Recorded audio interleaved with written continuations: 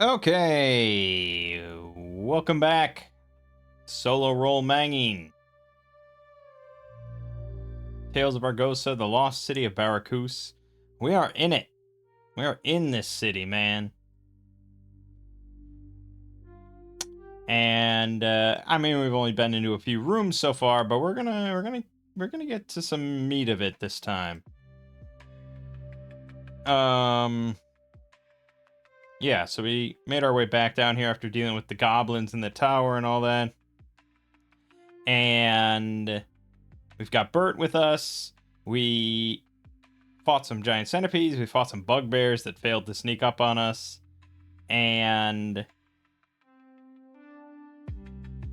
we also broke open a glass sarcophagus thing and took a +1 longsword with 900 gold gems in its pommel. So a hefty amount of XP from that. I should mention someone posted this site. I don't know if it's a brand new site or they just like did a major update to it. I'm not sure. It sounded, I think, kind of new. I don't remember now.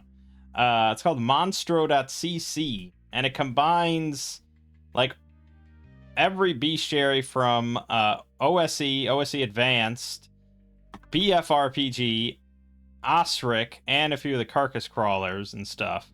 So it's 1,286 unique monsters.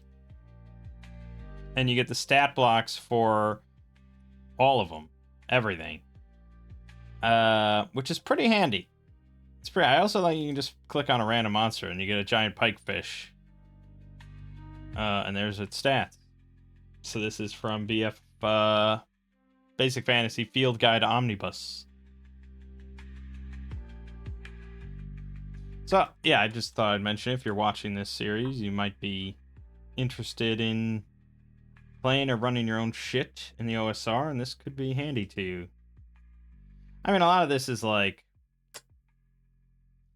stuff that we're not really going to find in a module or anything. Like, this is, it's a bit more useful if you're just going to be making your own shit up, and you like, oh, I need, because I think you can sort by, I mean, there's a lot here, but I think you can sort by, like, types.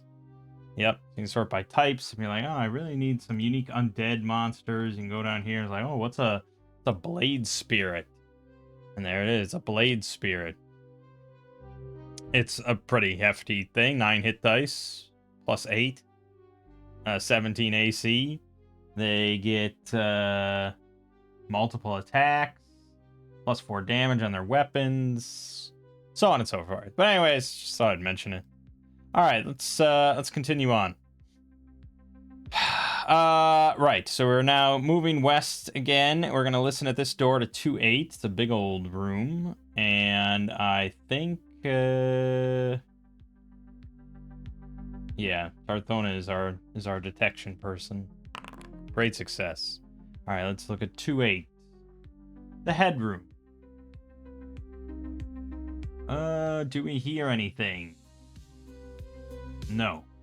So we step in.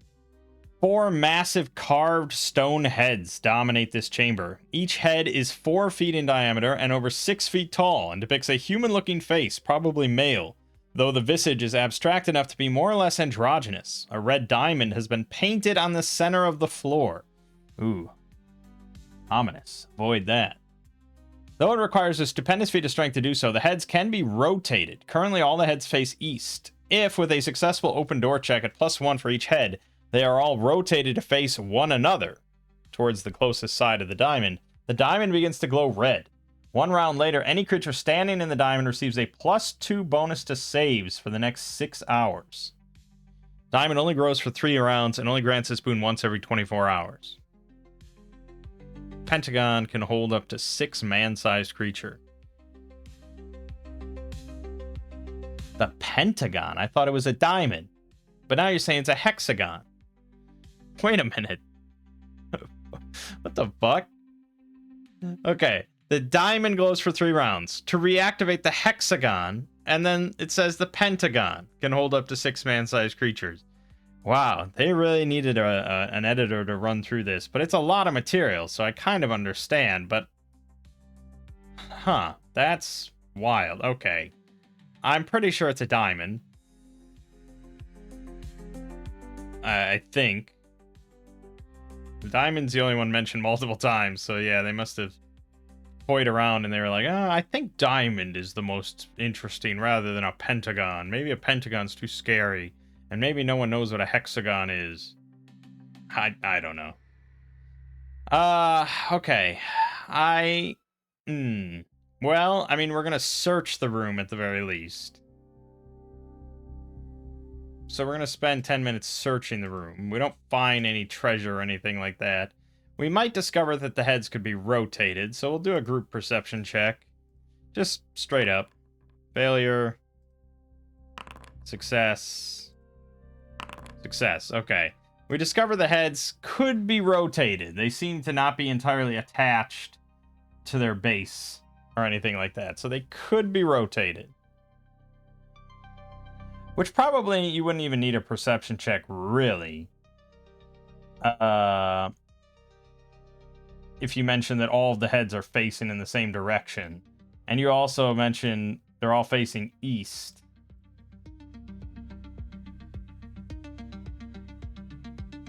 My PDF froze. Yeah, if they're all facing a single direction, I think it's not unreasonable for players to just... And obviously in an old school game, you wouldn't give them a perception check or anything like that to let them know. They'd have to put that together themselves. But I don't think it's unreasonable. So, it's just easier solo to do a perception check. Okay, so they're all facing us when we walk through the door. So that is pretty ominous. Would we put together to have them face the diamond in the center of the room? I'd say it's unlikely. Oh, there's also a secret door, I guess. Is that a secret? No, it's just a door. Never mind. There's a hallway to the north, a door to the west. Would we put together... Well, we'll do an oracle. I think it's unlikely. So disadvantage. Okay, yeah, that's a little... We're just kind of scared of the heads, and we don't really want to touch them, so... We're just going to move on. We'll go through the door. I'll roll perception. I could roll perception, but it doesn't matter. There's nothing there. So we peek our heads in, and we go to another door. We'll actually roll perception here. Okay, we succeed on 214.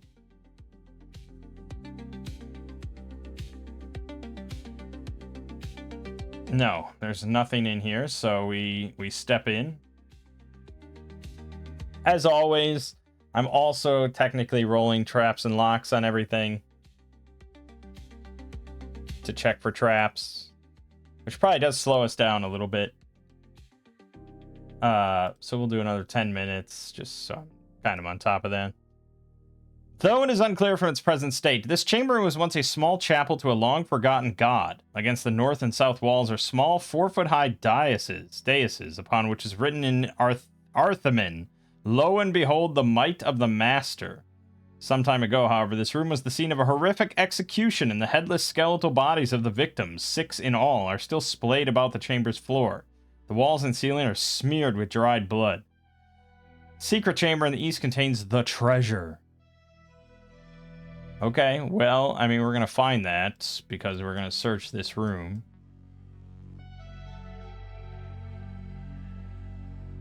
Secret room to the east. I'm pretty sure they mean north. Because this is a north-south facing map. No, it's not. Okay, never mind. I was wrong about the heads then. They were not facing us. So this left direction is actually north. That's confusing. Why would you do it that way? Well, how do you benefit from doing it that way?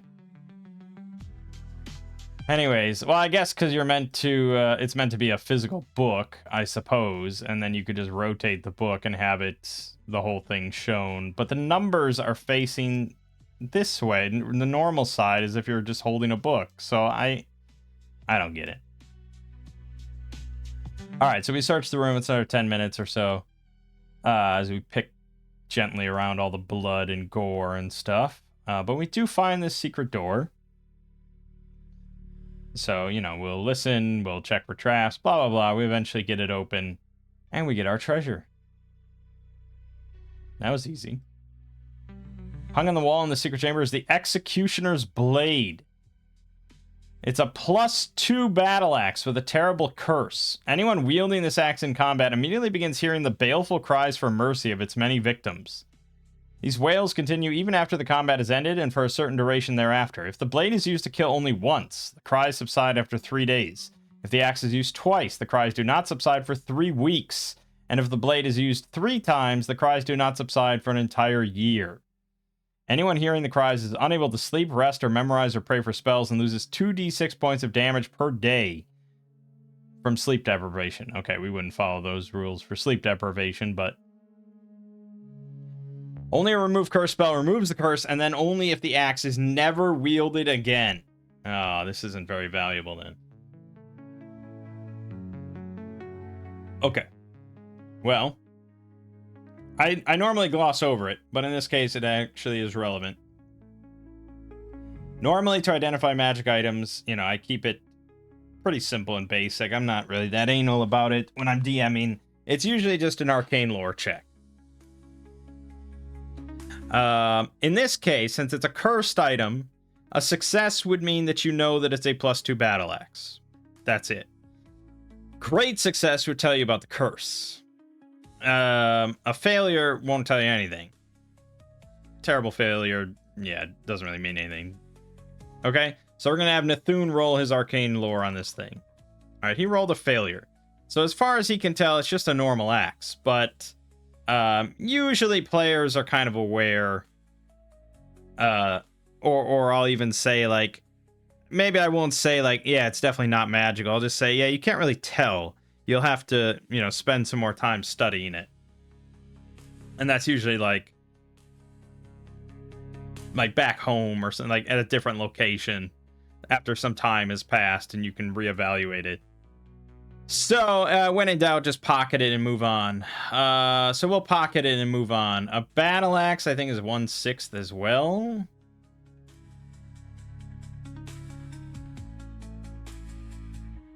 Yep, 1/6. So, I will throw it on porridge.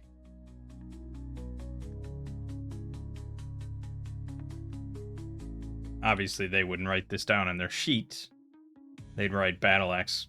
Or something like that. But I know what it is, and we just gotta figure it out. Okay. Now, it is a magical item. And that's why I don't know if I'd ever say, with these rules, that you don't think it's magical. Because with axe, they get XP.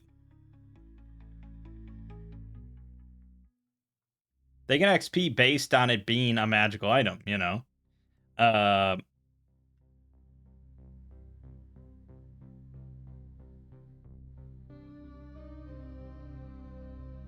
So unless there's some rule in here for, like,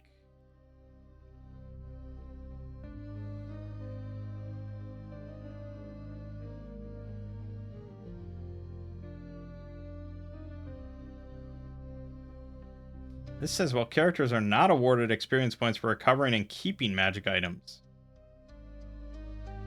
Wait, what?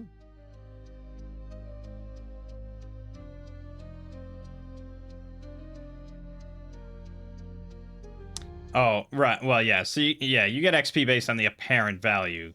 Well, I mean, yeah. So we know that. So you don't get the full XP for the base cost unless you sell it without using it. Right. That's all well and good. Identifying that an item is magical is relatively straightforward. Often the fact that the item is well preserved when the other items around it are decayed and rusted will be enough. Even the most mundane-looking item can be revealed by a discern magic spell. Right. So even Axe is, like, not that anal about telling that something is magical. So that's why I'm usually not like, yeah, it doesn't seem magical at all. It's like, yeah, it's almost certainly magical, but you gotta spend more time with it. All right, so it's the apparent value then of a magical battle axe. Or a masterwork battle axe, which is going to be 657. All right, nice. Another nice little bump. Excelente. We'll pocket that and worry about it later. We're going to go back to the head hall. The headroom, or whatever you want to call it. The headroom. And now we're going to descend towards this hallway. And we'll tick down another 10 minutes for that process. 2-3, workrooms. The 6 doors in this passage are all ajar. Each of the small chambers contains a solid stone workbench securely affixed to the wall facing the door. Above the table are small 3-inch to 6-inch square depressions that once held tiny tools. These chambers have recently become dumping grounds for the goblins living on this level, and as such are cluttered with their refuse. If a search is made of 2-3 and 2B, some of the long-forgotten tools once used in this room can be discovered. Each instrument is made of wood and metal, finely crafted, and seems to be designed for small, intricate work. What they were used for, however, is impossible to tell. A giant scorpion has recently crept into 2-3C. It lurks beneath the workbench behind a pile of garbage and attacks anyone who comes near. It has crept into the area. It's a small chamber with a workbench. It's underneath the workbench and behind a pile of garbage. So how big could this thing possibly be?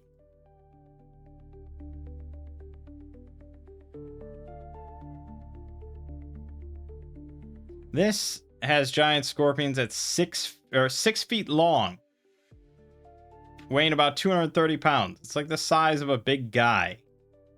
And this says that it's 6 hit dice. This thing's only 4 hit dice. Ergo, this thing's got to be like 9 feet long. Outrageous.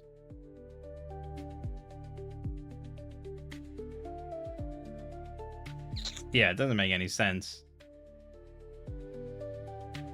But I could check Monstro for a giant scorpion. Would I see S for scorpion or G for giant? Probably G for giant. No, but this says seahorse giant. Scorpion. There you go.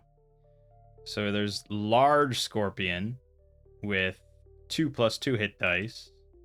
Huge scorpion with 4+4 hit dice, and then giant with 4 hit dice. So this thing is just an insane fucking outlier with 6 hit dice. Also, this says giant scorpions are sometimes as large as a donkey. Just ridiculous. So we're ignoring all that. We'll just run it. I don't know. How did it even get in here? I don't think it's hiding. I just can't see something like that hiding. So it just nests in one of these rooms, basically, but the door is ajar. And we're just going to run it as Axe Giant Scorpion. Which is already pretty fucking dangerous. As we encountered one of these last time. Or a while back. In Tower Silver Axe. Alright, so that's in 2-3C. Whoops. So that's going to be the third door on the left. We're going to be methodical and go through each one. We're just going to take time to search all these rooms for nothing. But that's how we have to do it, man. There isn't really anything that can be found. The only thing is just these tools made of wood and metal, finely crafted, designed for small, intricate work. But they're just like weird tools that we don't know what they're for. We could pocket them, but it's like, yeah, I don't know. It doesn't even mention what they'd be used for, so, and they don't have a value. But there's going to be 5 rooms before we get to the scorpion room. So we'll drop that down to 8. I know, it's a long time. Because you think about every 6 on this is an hour. So we've already been in here for like over 2 hours, 2.5 hours. So yeah, there's going to be checks for our mules and our boys. Right. And then we get to the one with the scorpion. And we're going to go ahead and roll a group perception check against its... it's probably aware of us, right? It's got a cute olfaction and stuff like that. So I think it's aware of us.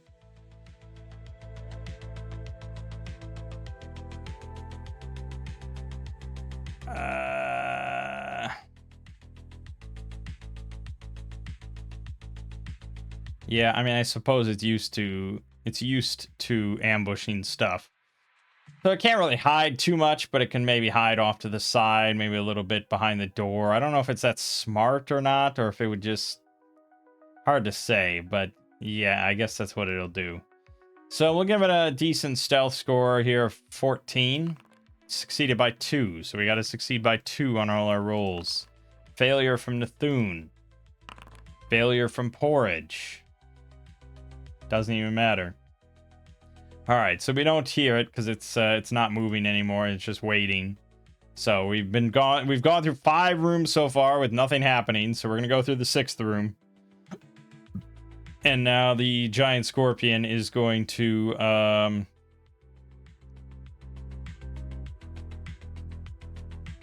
yeah, it's gonna ambush us.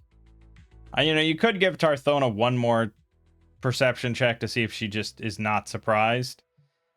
Technically, though, if we were playing normal, like an old school game, I think there would just be one surprise check.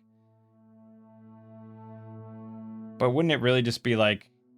Well, it'd be like a 50% chance.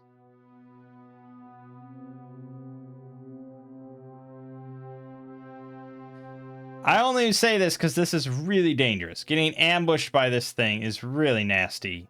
D10, D10, and D4. And then the stinger also is a saving throw or death. So it's really a nasty customer. So I'm going to give Tarthona one more perception check. She technically didn't roll the other one, but I'm going to give her one more.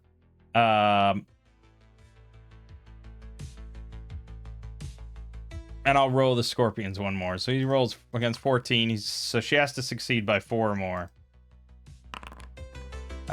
She didn't. She succeeded by 2. So it is what it is. It happens. It's a bummer. What do you want to do about it? You know, that's life. Probably, you know, I'm running this fairly modernized. The old school way is to properly sort of telegraph stuff.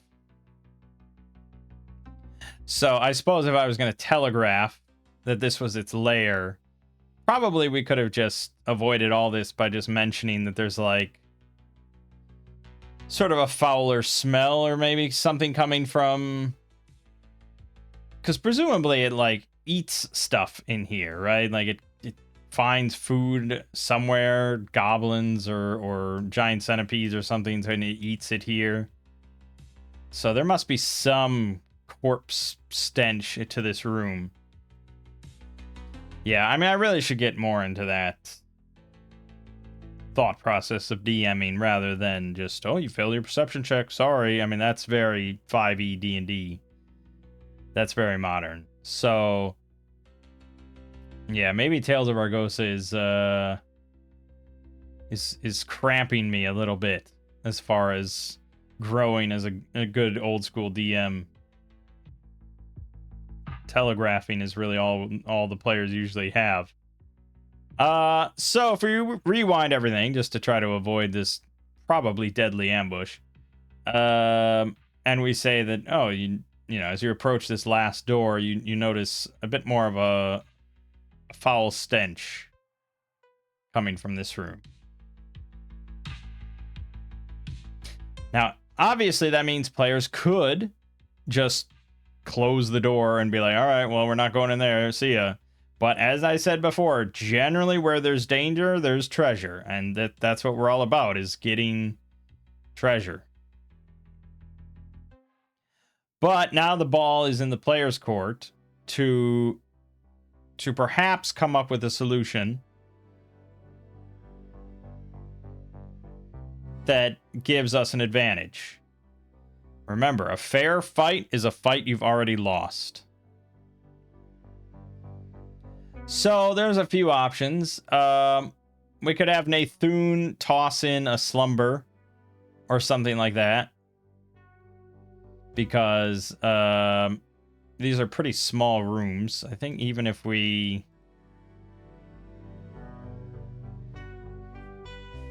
say these are 10-foot squares, which I'm pretty sure they are meant to be 10-foot squares. I don't know. That's really why you need to... Oh, okay, it does. Okay. Yes. But there are maps that I've read in modules where they don't say that, and it's really annoying. So 10-foot squares, this is like, what, a 12-foot by 12-foot room or something like that? I mean, it's around about 14 feet maybe. So if we drop a slumber in there, it's probably going to hit whatever's in there. You know, if he just drops it on the floor, he doesn't have to point at at a specific target. He's just a point in space. So that would be perhaps our best bet.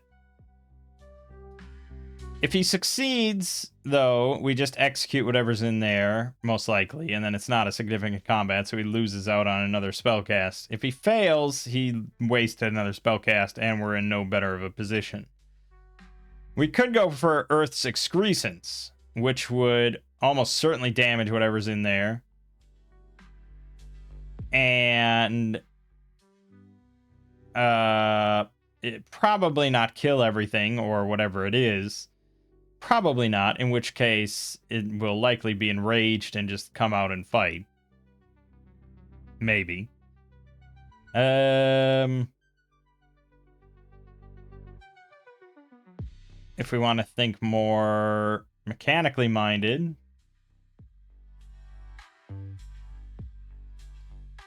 I suppose, like, let's see. Did it say anything about doors in this place? No. Doesn't really talk about doors at all. Yeah. It is helpful, again, especially if you're writing a big dungeon module, like a sort of a mega dungeon or something. Like, I don't know why you wouldn't have just like a blanket explanation. I mean, you had it here for like the walls, floor, and ceiling. I don't know why there's not a mention of what the doors are made out of or anything like that. Even the fucking Lost City little module we ran before this, even that explained what all the doors were. So when in doubt, I'm just going to assume they're standard wooden doors until I hear otherwise. Maybe...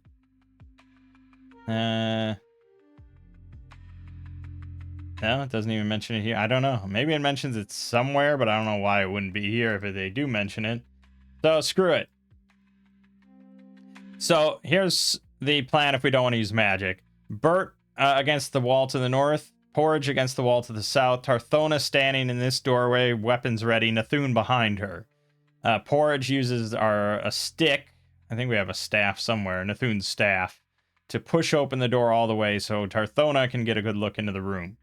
If we still don't see anything, then she'll try to get a better angle looking around. At that point, if we still don't see anything, including like why the room would smell, like if we have no indicator of that, then she'll just have to cautiously move forward and try and peek around the doorway, but we'll see.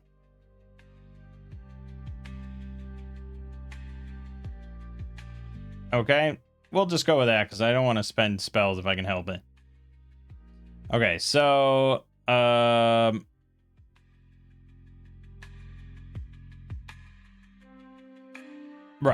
So that's what happens. As Porridge pushes open the door, would the scorpion like pounce out at the door? Not at the door itself, but I don't think it would really pounce at nothing. So I think it's just going to stay like, sort of primed, I suppose, or, ready to strike. Would Tarthona have an angle to see it? It's big, like we said. She definitely sees, like, the nesting. She sees, like, bits and pieces. She sees, like, bones and blood and things like that. So something definitely lives in there. It's pretty big, though. Like I said, we're talking about a 6-foot size thing. I'm not really even sure how it gets through the door.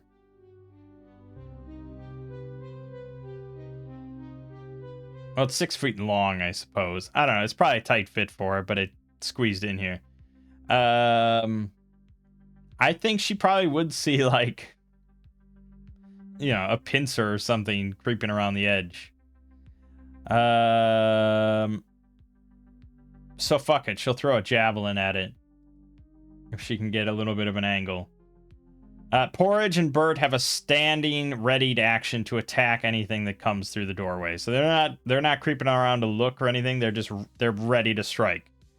So she's gonna throw a javelin. It has +4 to its AC because it's in very good cover. It's a tough shot, which means that really it's a practically impossible shot for her. Actually, 17 AC.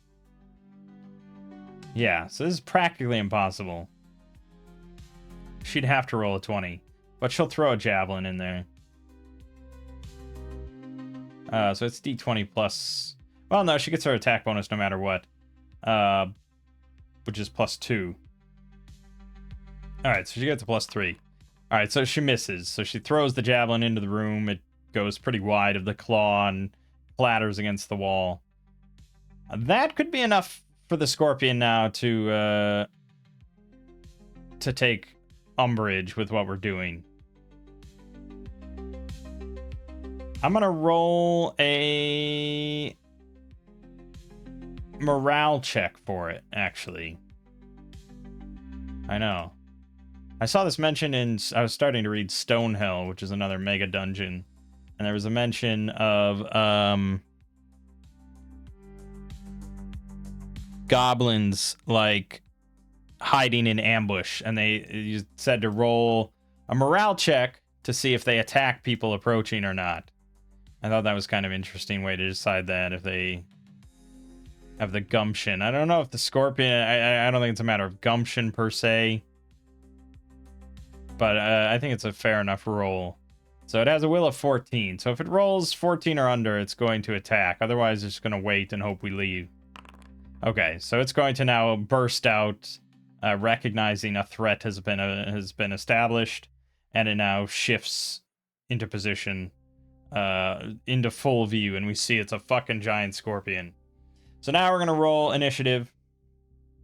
I'm actually gonna have Nathun roll, because we have an ambush position set up here, and it's still pretty dangerous for this thing to charge at Tarthona and attack her 3 times. But I'd rather that be the case. It comes out to us and gets ambushed by Porridge and Bert, rather than us going in there. So I'm going to have Nathun roll. Alright, we succeeded. In that case... Yeah, I mean, all 3 of them are just going to ready attacks. As in, Bert, Porridge, and Tarthona are all going to ready their attacks for when this thing comes into range. And Nathun is probably just going to fire his crossbow. I don't really want to waste a spell or a military oil or something like that. So he's just going to shoot it. He'll probably miss. He did. It's not a very good shot. All right, that's it. So this thing then comes... it's going to charge Tarthona, but it's going to take 3 attacks, and... Yeah, so here's where we have to decide if it notices Porridge and Bert. I'm not going to have them... It's not going to be an opposed check, because it's just if it can smell them and recognize that there's 2 more or not. I think it's a pretty tricky check for it. I'm going to have it roll perception, and it's going to need to get a great success, because there's a lot of sense in the air right now. So it has to roll 5 or under. It does not. Okay, so it's just kind of... It sees Tarthona and Nathun. It's enraged. It charges. So we're going to do our 3 ops. So Bert and Porridge get advantage on these attacks. He's going to swing his longsword. So it's +1 for the longsword, +1, and advantage on attack. That is a miss, unfortunately. Oh no, they fucking deed die. He adds 3. So that's a 19. That's a hit for 8 damage. That's a pretty solid hit. So it only has 18 health. So just slices a big chunk out of its back. Bert as a hireling, I don't know if it's ever established in the rules here.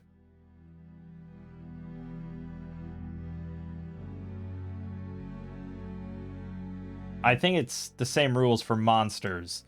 They can do minor exploits, but they cannot do major exploits. Those are reserved for players. So he could attempt a major exploit.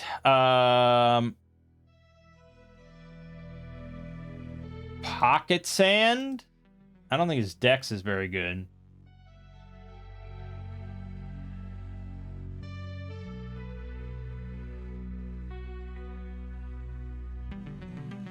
No, his dex is not very good.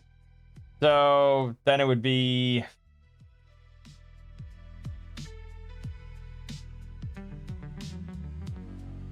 well, his dex shouldn't be that great anyways, and his strength is probably really damn high. So maybe I do want to just attempt dex. We get a +3 on the roll. His dex is 13. Okay, so it'd basically be even, but his strength is 19. That wouldn't be even. Actually, that would also be even. So it's a horse apiece. But I'm not sure what I would do with strength other than maybe just like knocking him off balance a bit to maybe like cancel out his charge bonus or something.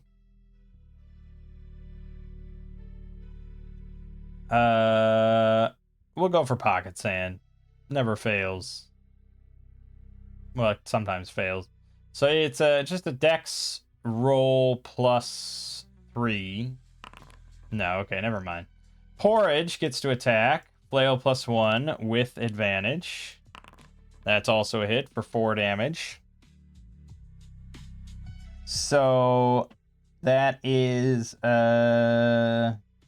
he's down to 6 hit points now because we've done 12. Very solid. Porridge will also attempt Pocket Sand. Okay, succeeded by 7. And the Scorpion rolled a crit. Never mind.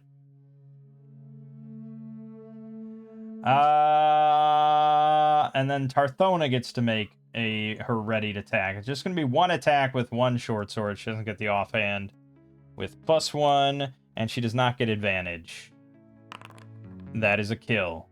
And that's how it's done. And that's a lot better than just, hey, let's roll perceptions. Oh, we all failed. Okay, then we get ambushed as we walk in. Again, like that telegraph, I don't think is unreasonable. It's a giant creature's nest. Like there's gonna be some differences. It's probably gonna smell more than the empty rooms.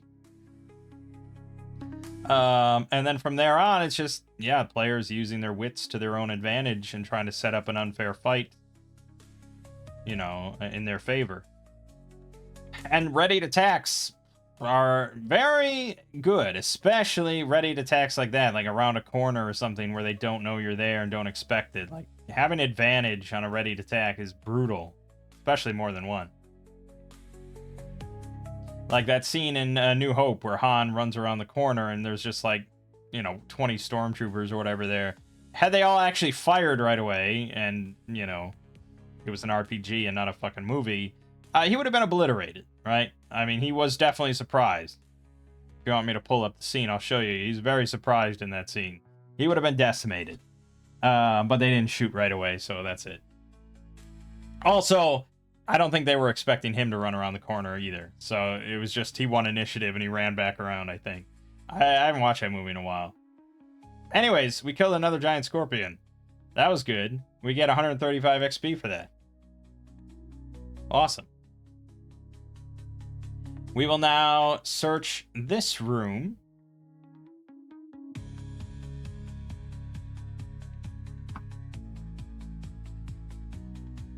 Right, which has a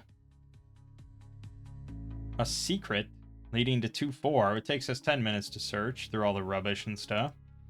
But we do find this secret door. We'll listen, because we like to listen to stuff. Okay, I don't think she hears anything. Nope. But we're gonna go in. It's a crawl space that once served as a secret storage area. The narrow east-west tunnel leads to a 5-foot-high chamber piled with the following contents. 2 barrels of spoiled wine, a sack of what may have once been cheese but is now just mold, some inedible dried meats, a wooden crate containing 40 arrows, a crate with 15 pairs of worn boots, and 3 winter capes still in good condition rolled into balls and piled in a corner. Sewn into the lining of one cape is a pearl worth 25 gold. Alright, so we're going to search through all this. That takes 10 minutes. We're going to find the pearl, and we're going to take it. Pearl. 25 gold. 0.5. 25 more XP. Not a big haul there. Okay. We retrace. Well, we go back out and we go to this door to 2-2. We will listen at this door. Success again. Goblin Kings. Okay.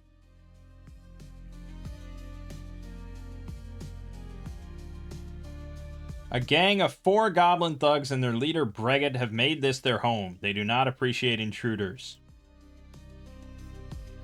Breget is an enemy of Grezzo. If the characters can somehow determine this and prove to Grezzo they have slain Breget, Grezzo might be willing to treat them as temporary allies. Okay, well, that's fine and dandy. So we definitely hear some more light chatter. And again, I think at this point, we've encountered goblins before. We know what they sound like. These are more goblins. So we know there's at least a handful of goblins on the other side of this door.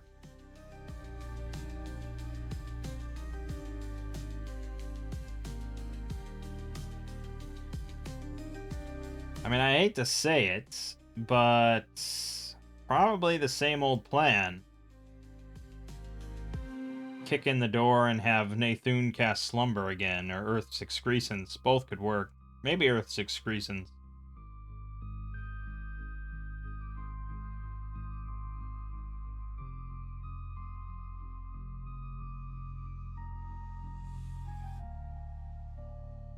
Okay, yeah, that's just what we're gonna do.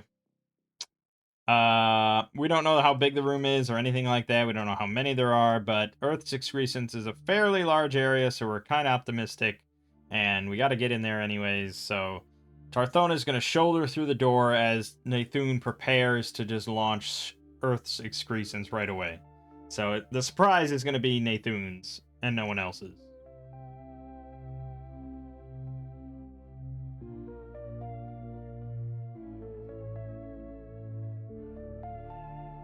Okay, yeah, that's it.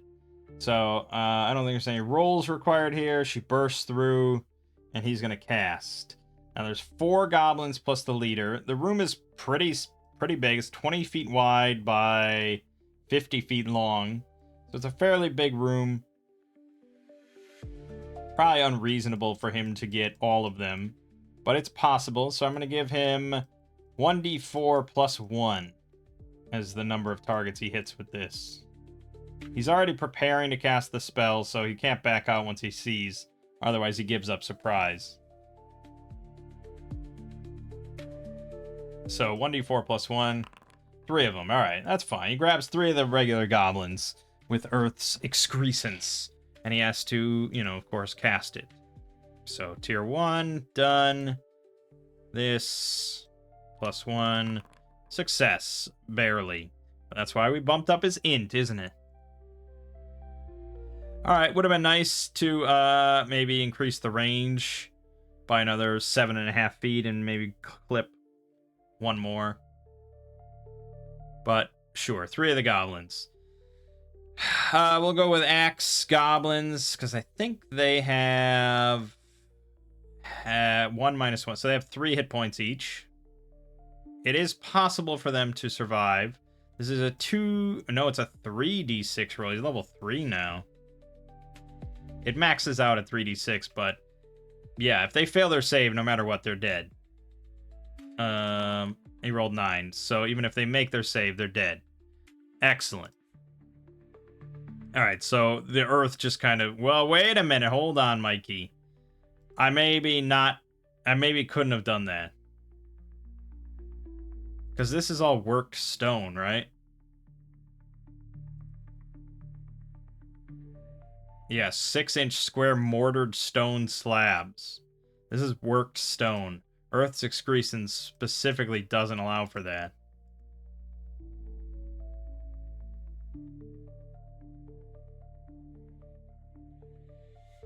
Soil, sand, silt, clay, or uncut, unworked stone.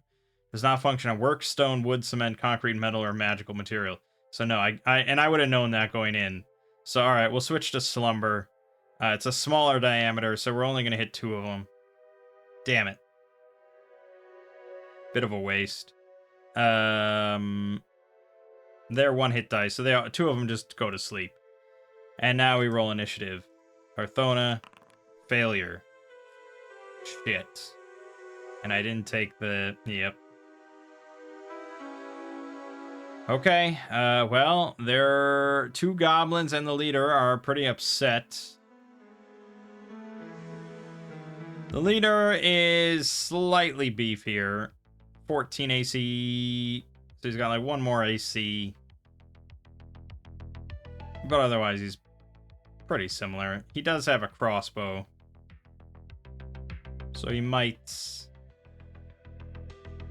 just shoot that. Alright. The leader is going to shoot at Nathun with a crossbow. So +1. That is a hit. So 1d6 damage. He's down to 1 hit point. That's great. The 2 goblins are going to charge at Tarthona. Because she's technically out front. The leader was just a little smarter. Recognized that he should kill the mage. So the goblins are charging. They're going to have +2 on their rolls. One of them fumbled.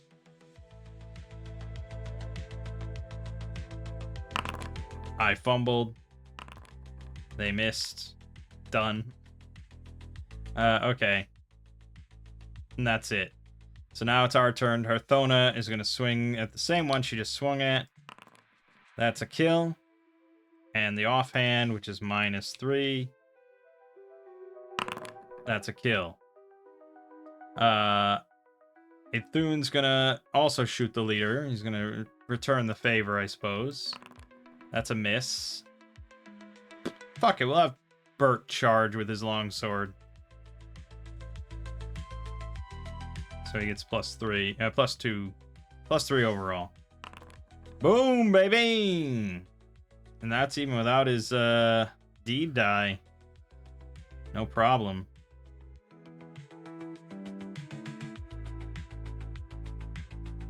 Yeah. +5 on a charge without any... So you could get +8 on a charge. That's really good. Yeah, and he did 8 damage, which is more than enough, so... Dead. And we execute the last 2. Okay, then the leader will count as a champion, so that would be 30 total. Easy peasy. Significant combat? Yeah. Technically, well, sort of. The minimum that I say is someone has to take damage. Other qualifiers are, did I use any abilities, or did it take more than 1 round?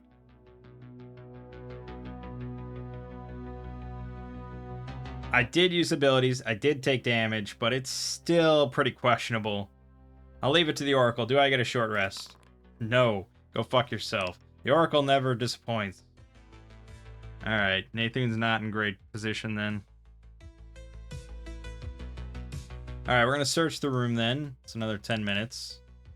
We find a sack in the northeast alcove containing 200 copper, 45 silver, 3 vials of holy water, and a silver bracelet with the word Grezzo inscribed on it, worth 15 gold. Well, we're definitely taking the bracelet, right? Because it's treasure. So that's all well and good. We'll put it down as Grezzo bracelet. 15 gold. It's up to 0.75. As for the holy water, I guess you'll just keep it. That's now going to be a total of 4 vials of holy water. Which is going to be 1 full slot. Done. As for the money, 45 silver. It's 4 gold. Meh. I'll just give it to Bert. You can enjoy it. Alright, good.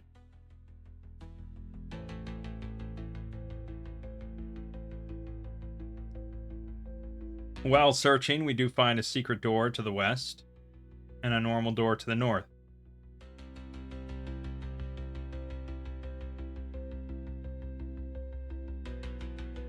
Okay, well, we usually go through the secret doors. So we'll go down there. I mean, we'll listen. We don't hear anything. We go down. And we discover stairs leading upwards, which is very interesting to us because we had no idea there were stairs to the first floor. I guess it was a reasonable enough assumption. And so this leads up to 126, the Misty Cave and the door to Barakus.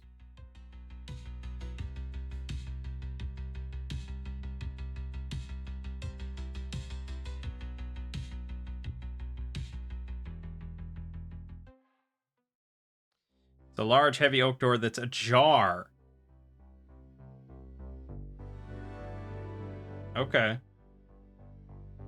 Well, I mean, I guess we kind of want to see where it leads out, because this might be a better way for us to enter and exit. It certainly fucking isn't, but we don't know that just yet. So we are going to cautiously emerge from this ajar door. Yeah, I mean, she'll poke her head out. There is a mist demon there, which is pretty nasty, but it's invisible. So it would be a really, really tricky perception check for her to notice this thing. Like, -4, and she has to get a great success sort of thing. She did. Okay. So she's on her fucking A game. So there's basically like this slight shimmer.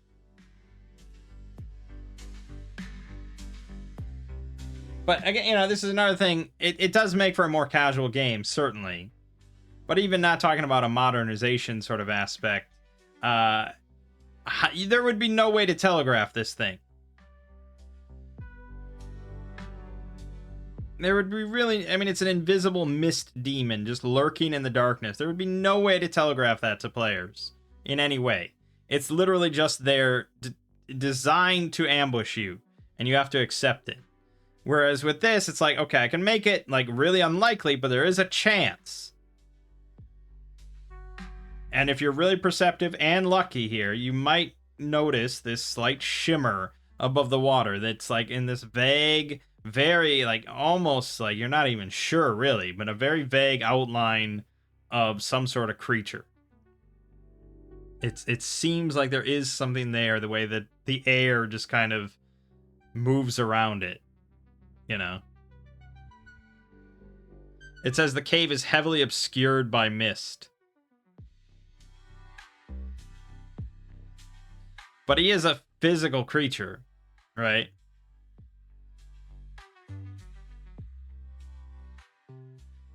Or does he just always have a gaseous form? I don't know. What is a mist demon? Can I get a... Do you think that's in Monstro? Can I find a mist demon? Or would it be under... It might be under Demon Mist.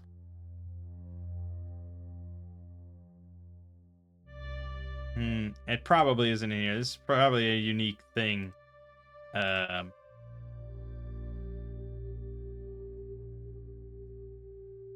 Demonic Mist.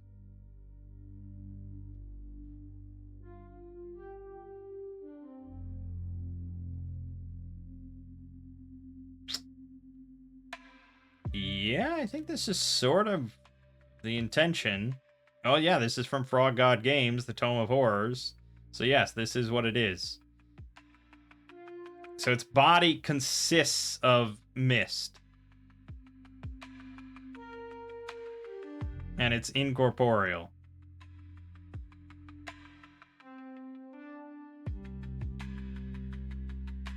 So this is for 5e. As resistance to bludgeoning, piercing, slashing from non-magical, so half damage from all that. It doesn't say that here, it just says gaseous form. I don't know if Axe has a gaseous form spell that I could look at for some sort of comparison, but I'm sure in the Monster Manual there's some sort of gaseous. What if I just search gaseous? They all, oh, gaseous form. It is a spell. All right, hold on. Now I want to see the spell. There it is.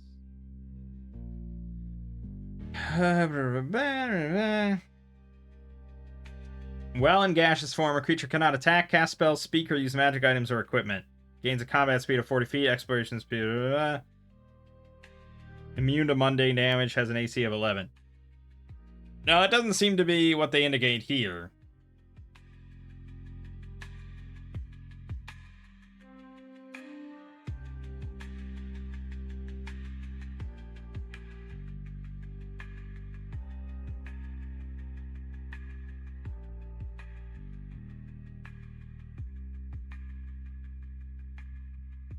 Well, yeah, okay. That's fine. No, that's fine. So basically, yeah, it's either gaseous or not gaseous, really.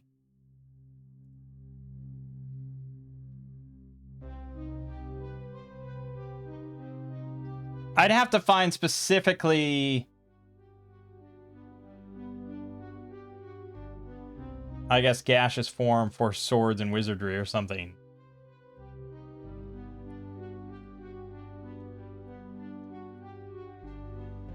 Which, I don't know if they even have a sword and wizardry SRD.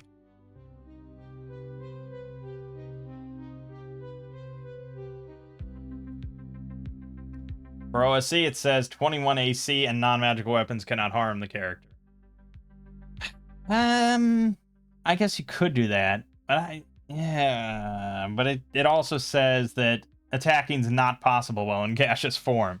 So I think it has to drop out of that in order to do anything. But while it's in there and it's in the mist, it's invisible.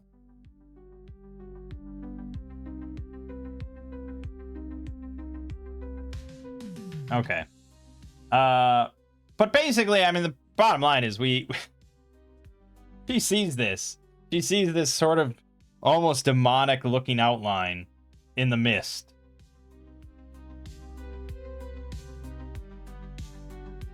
I feel like she'd probably just like shut the door and we'd go back down. This seems like just bad news bears. Especially because she does not have magic weapons if we wanted to go with those rule sets or anything like that. Like, it's just bad.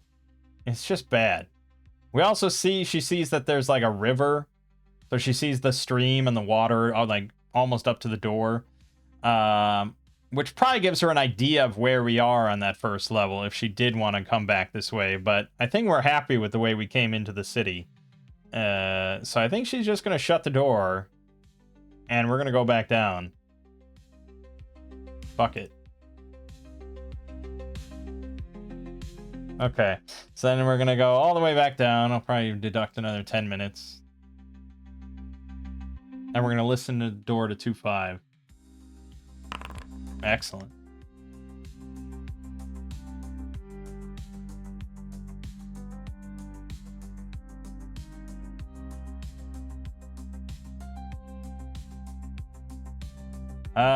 No. We don't hear anything. Okay, so we go in, and we see that in the middle of this otherwise empty room is a 4-foot wide sinkhole. The sinkhole drops 5 feet to a rough, narrow passage in the earth. The sinkhole, tunnel, and Area 26 are the product of a Zorn that burrowed through here years ago. They really like Zorns. If the party is very noisy while exploring this area, the giant weasel from 26 pops his head out of the sinkhole and attacks the nearest opponent. Okay,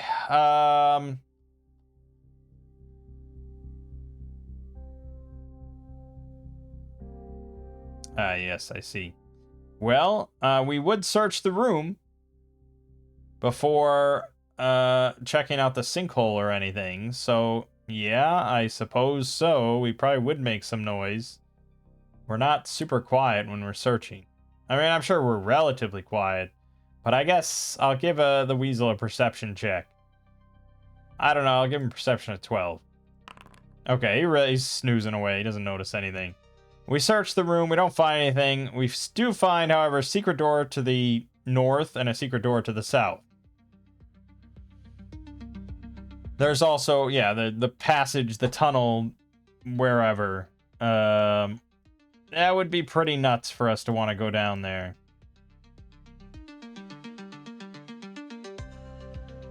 Can we seal this thing up or something? It's an empty room, but the goblins had stuff. The goblins had a living area. They might have some stuff.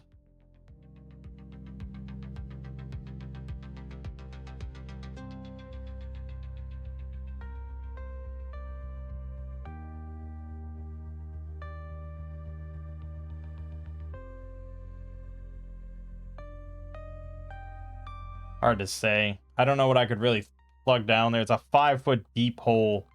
It would take quite a bit to just plug it up. But I do have Seal Portal as a spell. Magically seals a chest, door, gate, portcullis, shutter, or window, as if it were securely fastened and locked. Okay, so it can't just seal off an opening of any kind. Like, it has to be an actual... something that already can be closed.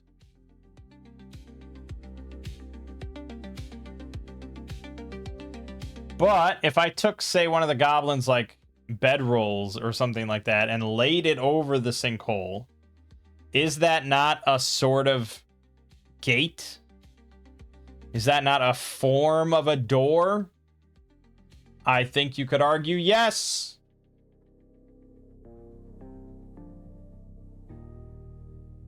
That's what I might try to argue with my DM if I actually wanted to waste another spell on it, which I don't.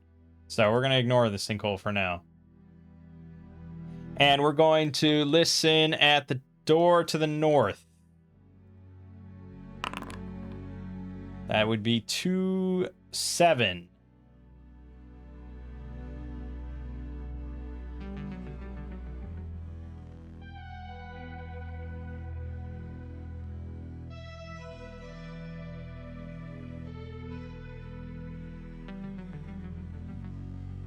This comes up from time to time. I've seen this in a few modules now. Okay, so we don't hear anything. We go in. This secret storage space is long gone unused. Currently, its only contents are 4 moldy, stuffed black bears in various poses of attack. If seen in lamplight, however, they could easily be momentarily mistaken as a threat, and the characters who are apt to do so should be permitted to waste spells or arrows on these harmless experiments in taxidermy.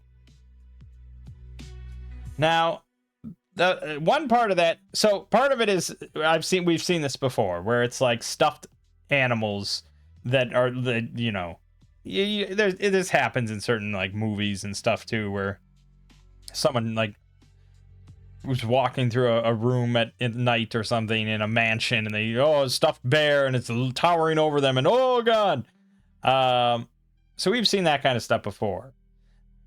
And I'm never really sure how I'm meant to run that. Am I meant to just to say like, oh, suddenly you see 4 black bears and they're about to pounce on you, and then I'm just supposed to like let that play out for like 20 seconds and have them like roll initiative, or like, I don't know. It seems kind of crazy, but The one thing it says here that throws me off is it says characters who are apt to do so should be permitted to waste spells or arrows. Permitted to waste spells or arrows. That implies more of a role-playing decision on the character's part. I can't imagine anyone playing through the Lost City of Barakus actually voluntarily, in the name of role-playing, wasting a spell on a taxidermied black bear. I can't really picture it. I mean, I'm all for role-playing. I'm all for getting into your character and doing it, but that's a hefty price just so we can say, yep, I remember George. Yeah, he did stuff like that. It's like, it seems crazy. Arrows is one thing. It's not nearly as valuable, but in most games of this level, of this type, spells are pretty precious. So, but I also don't really want to ever do it where it's just like, I roll initiative against black bears and, you know, because I can't imagine characters being that stupid. And it feels like a really dickish thing to do to your players, because then they might actually waste, like, fuck, I mean, if we walk into a room and there's suddenly 4 black bears, like, you better believe I'm dropping a slumber or something like that. And then just for the DM to be like, they were just stuffed, you idiot. So, to be honest, I'm still not sure how to run it, but I suppose I would just suggest to the players if they wanted to do a small amount of role-playing for their character who might think they're real and might shoot something or charge and slash at it or something like that. Again, I can't imagine anyone offering up a spell. But, yeah. We searched this room as well, as always, although it's not really hard to find, but we searched the whole room. Stuffed into the mouth of one of the bears is a folded scroll of cure disease. Ooh. Well, that is a cleric spell. And don't recall there being any, I mean, I think we had this discussion before when we were doing Grimsgate, that if you find a scroll and it's of your sort of spell category, you can just fucking use it, regardless of what level you are. And we did that before. When we did Grimsgate, we had the webbing spell, which I couldn't technically cast yet, but I did. So yeah, scrolls are a special exception. They're just like a fire and forget sort of thing. What are the rules in Tales of Argosa for scrolls?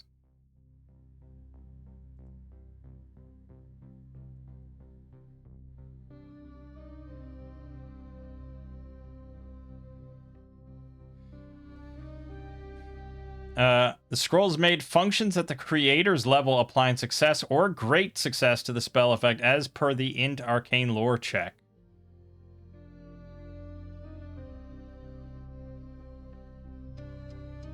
Wow. Damn. The Tales of Argosa rules actually makes you lose 1 con when you make a scroll. And you could fail the roll. And on a terrible failure, you have to roll a DDM effect. Their rules are pretty harsh. But I suppose, I mean, Axe, you also can fail the roll. And lose your money investment and all that. Okay.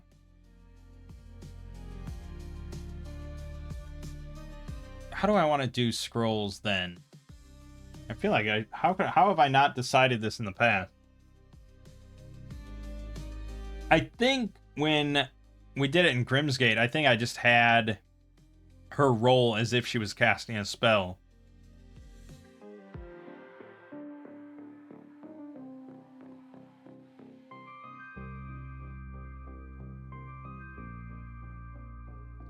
I don't generally like the idea of anyone being able to use scrolls, although when I made my own campaign setting, that was an important part of the setting, was that anyone could use scrolls.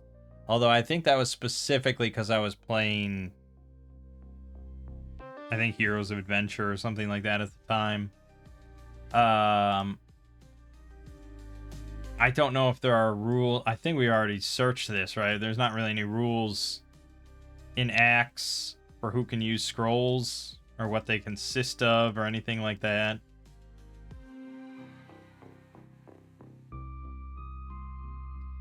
What's the game? Fuck.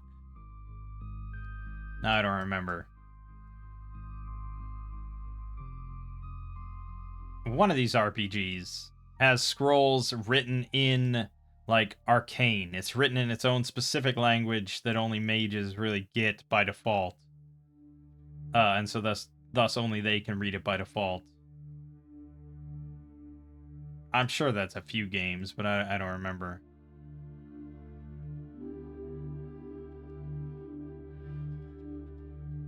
Well, this says character must be able to read the language in which the scroll is written in order to use it, unless he has the scroll reading power.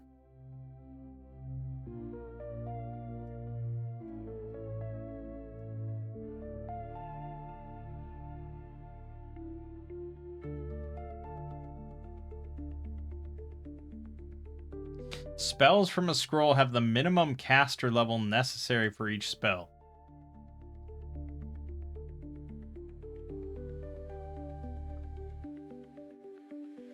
I don't think that's what I mean. So really, this suggests that anyone can use a scroll as long as they read the language.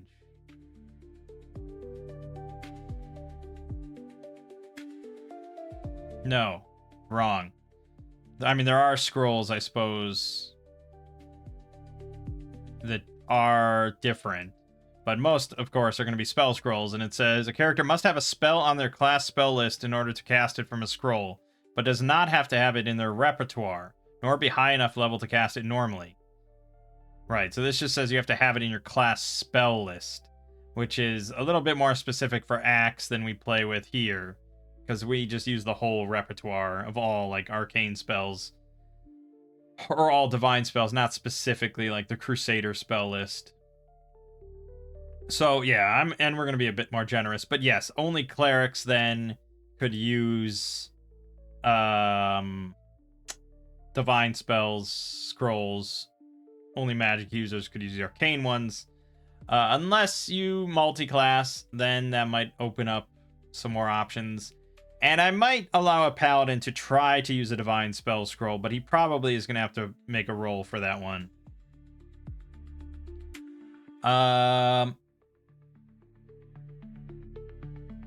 Then I think for each scroll, it's probably easier to do it when the scroll is used rather than when it's found, because it only really matters when it's used. But I would like to determine, like, Tales of Argosa, has this differentiation based on when you make it, if it's a success on the spell cast or a great success on the spell cast. I would like to differentiate that.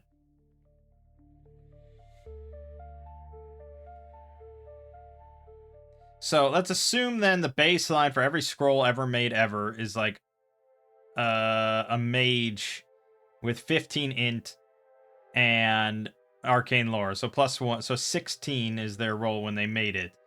So then that means an 8 or lower is a great success. Which means really that there's like a 50% chance of it being a great success. Right? Yeah, so that's right. I mean, we're ignoring failures because obviously the scroll wouldn't have been made then. Yeah, it's 50-50. It's pretty generous, but I mean, those are the type of mages that are making scrolls, are the ones like Nathun that have. And he's even a little bit better. He even has slightly better odds of getting great success. Actually, maybe not. Maybe it's about the same. Let me just see. No, it's the same. So it would be the same for him. 50-50 of success or great success. Not counting failures. So, alright, then whenever a scroll is cast, whenever it's used, I'm just going to roll. I'm just going to flip a coin. 50-50 on whether it's a success or a great success. You won't know until you cast it. That's the rule we're going with. All right, that's all our scroll rules. So he's gonna Porridge is of course gonna take Cure Disease. Scroll of Cure Disease, and that weighs 0.25, and that's gonna just be gear, consumable, done. Excellent, and we get 150 XP for the apparent value of that. Awesome. Excellent stuff. We shuffle back over near the sinkhole to the other secret door that we saw. We listen and we don't really hear anything. I don't think so. No. Okay, that's all good.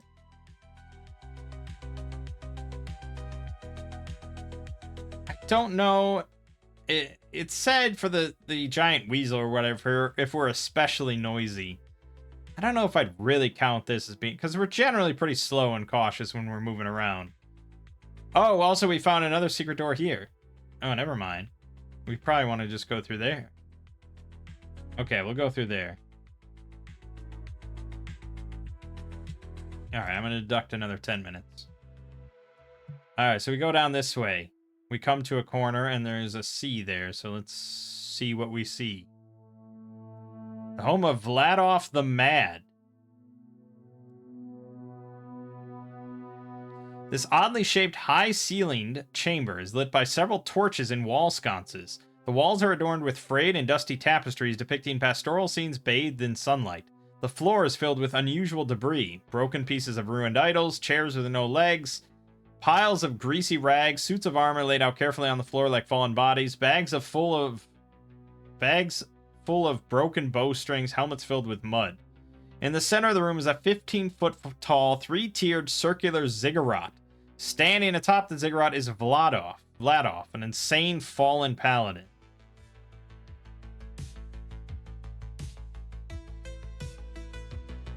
So they killed a fierce hobgoblin. He put on some magical bracers. They increased his strength and durability, but they caused him to lose his mind entirely. He slew his other party members and retreated to this chamber with the corpses.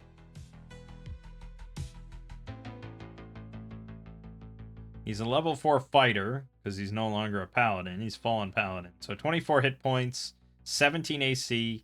He's got a two-handed sword, 1d10 plus 3, or a longbow times 2. I don't know why he would get to make 2 attacks exactly with longbows, but I saw that before with like goblins and short bows, and it's like, I don't know why they'd get 2 shots unless that's a special swords and wizardry rule or something. 1d6 plus 3. He's got Arl Khan's Bracers of Insanity. Okay. So he's just standing atop the ziggurat. Once the party reaches the spot marked C on the map, they begin to hear Vladof's ravings, which go something like this. Oh, forgive them, Freya. They are all lost. Take them to your breast and forgive them. If the party approaches to within 30 feet of the ziggurat, Vladof begins firing arrows at the nearest character, all the while imploring Freya to forgive trespassers, demons, the eaters of other people's brains, and whatever else comes into his long, rotted mind.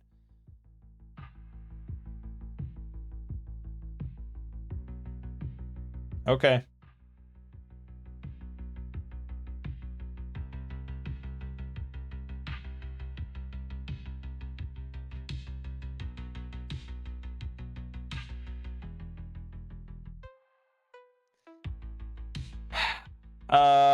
So I think it's another one of those times where I would say very few parties playing through Lost City of Barakus are going to actually rescue and free Vladof of his curse.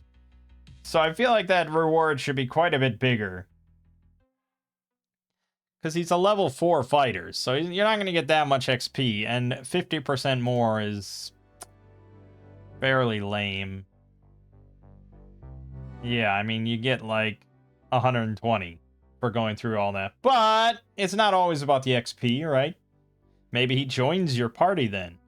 I don't know why he would really want to, but maybe he feels beholden to atone for what he's all done, and he wants to help you. Who's to say, really?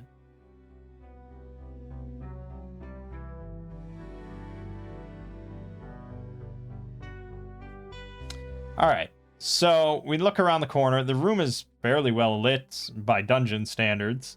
So we can see him standing on top of the thing, and he's holding a longbow and just sort of like, I don't know, T-posing or something. Which is pretty unusual. I don't know if we'd really assume that he's a friendly. He looks like that.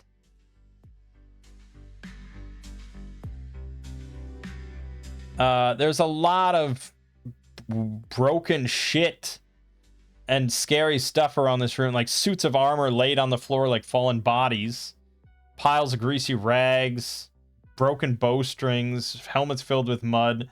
We're also like deep underground in a lost city, and he's just all by himself. I don't think most parties are going to get a good feeling for this guy.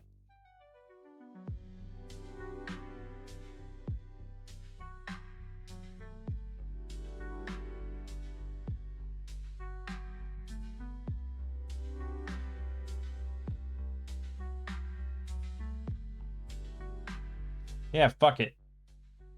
When in doubt, cheese. I'll go to the Oracle. Because I don't want to make every decision here, but I think it's unlikely that we would approach this guy openly. So do we? No, we do not. Okay, then cheese is in effect. Nathun's going to use up his last tier 1 spell cast to cast Mage Missile. Success.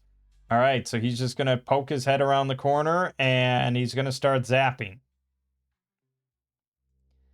I imagine this guy's pretty fast.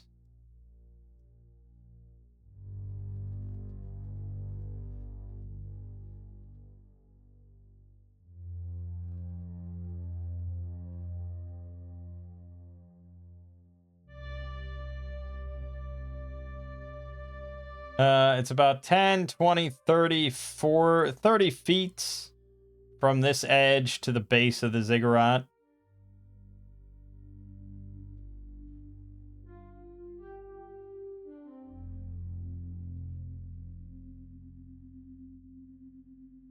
I can't imagine him rushing down the ziggurat too easily.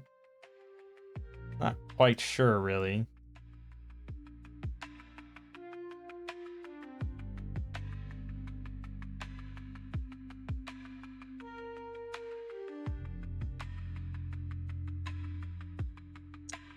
Alright, this is what we're going to do. I'm going to get one just opener before any initiative or anything is rolled.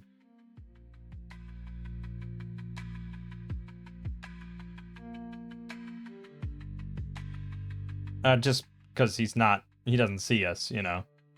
Then the second round, on his first actual turn, he's going to try to sort of get a bead on us with his longbow and realize that he just can't see. We're like around the corner. So then from there, he's going to pull out his sword and he's going to charge down the ziggurat. But, I mean, look at this image they have of this ziggurat. It looks really like he has to climb down. So I think he can get pretty darn close to us on that third round, but not attack. Which is, the whole thing's pretty bad for him, but what do you expect? It's rare in a dungeon we have this nice open scene that's also well lit. Okay, so first round, the pot shot, 2 damage, just to zip him, you know? He has 24 hit points, so he's down to 22. Second round, doesn't really matter for initiative, because either way, we're going to pop him again. Alright, so now he's down to 19.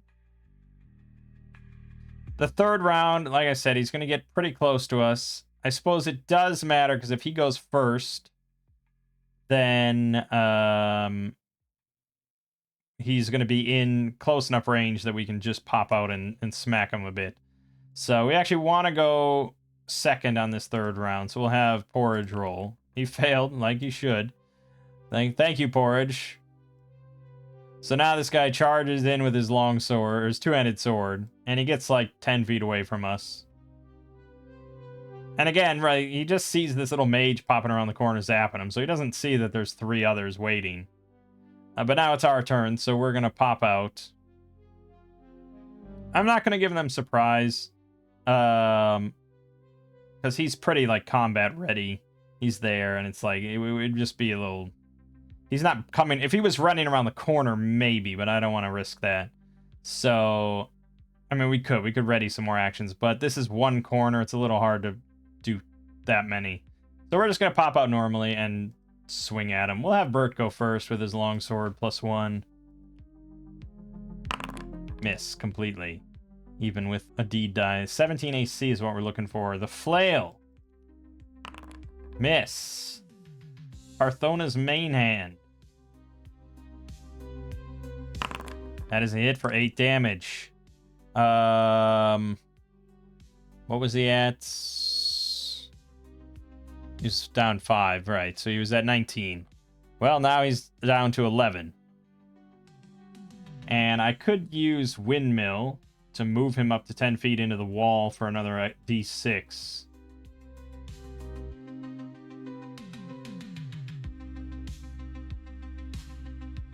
Yes, I'm going to do that. So, basically, like I said, usually just an extra D6 damage.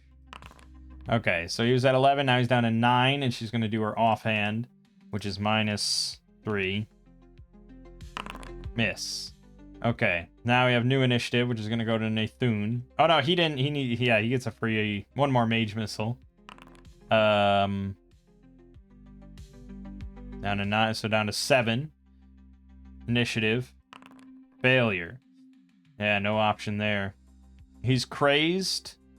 So I don't think he ever... Yeah, he fights to the death. So he's just going to swing at one of the... Well, he won't swing at Bert. So he's going to swing at Tarthona or Porridge. It's going to be Porridge, the more heavily armored combatant. And he gets +4 to his rolls.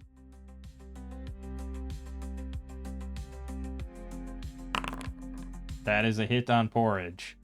This is going to hurt. 1d10 +3. Okay, low roll. Amazing. Alright, he is going to do a minor exploit just because he's an asshole. It's not really going to change much, I guess, but he's going to try to disarm him. Which is... Did they mention here an opposed dex check? Perhaps modified by level. We'll just do an opposed dex check. I think his dex is... Well, probably reasonable. So we'll say a 13 dex for him. He succeeded by 1. Forage succeeds by a few. He holds on to his flail. Now it's our turn. Nathun, mage missile. 2 more, down to 5. Bert, longsword, +1. +1. Miss. Flail, +1. Miss. Main hand, short sword. Miss. Not looking good. Offhand, very unlikely. Miss. All misses all day. That's fine, because we had failed initiative that time. Yeah. So now, Tarthona's initiative. Excellent. And even if I counted him as a boss or a heavy, we still succeeded. Nathun, mage missile for 3. He's down to 2 hit points. Come on, guys. Oh, also we outnumber him 3-1. That's right. So we get +2 to that. So really you have +3. Miss. Flail, +3. Miss. Main hand, +3. Miss. Offhand is -1. Miss. Okay, that's really wild. There wasn't much else I could do, really. Wait a minute, I didn't add Bert. No, he rolled really poorly. Okay, shit. It may come down to Mage Missile killing him. He got 2 hit points, but he is going to try to kill Porridge again. plus 4. Natural 19. That's not good.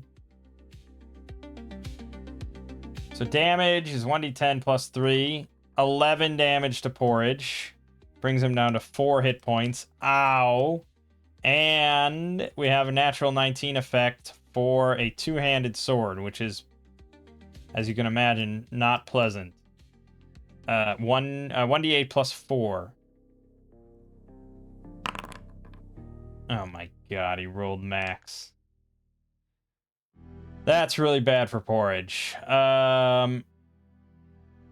So that's a 12 on Blade Trauma. Severed Neck. Target has to make a luck con save. On a fail, they're decapitated. On a success, they're reduced to 0. No ifs, ands, or buts. So, luck con. Yep. Terrible failure roll this crit fail. Well, of course he's going to reroll, so he gets plus 2 now. There it is. Alright, he keeps his neck, but he's down to 0. He still might die. Great!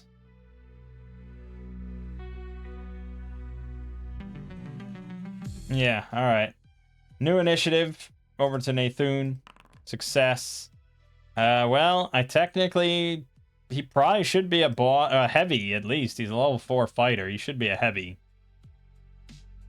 He's a solo enemy, so yeah. Fine. He's going to attack Tarthona now. Plus 4. He misses. Good. Nathun Mage Missile kills him. Alright, great. Now we have to get him back up. Did I use up the other honey? I think I did. Alright, well, then we have potions of healing. So you're going to drink your own potion of healing here. And that's going to give you a death save plus 2. Reroll, his last reroll with plus 4 now, because it's a reroll for him. There we go. Barely. He gets back to 1 hit point. His injury and setback. 3, that's a good one. That's damn solid, man. Scarring. Yeah, he gets a nice big scar across his, like, neck. Yeah, big scar across his neck. It's mostly going to be covered by his beard, but, yeah. That's excellent. And then we get a short rest. She's going to get back... Yeah, she'll get back a reroll, I suppose. Porridge. Okay, that's very good. That's very good. Definitely wants a reroll, and he definitely wants hit points.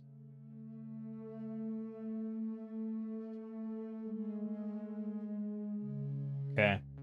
Could be better. We could use another potion of healing, because I think we have...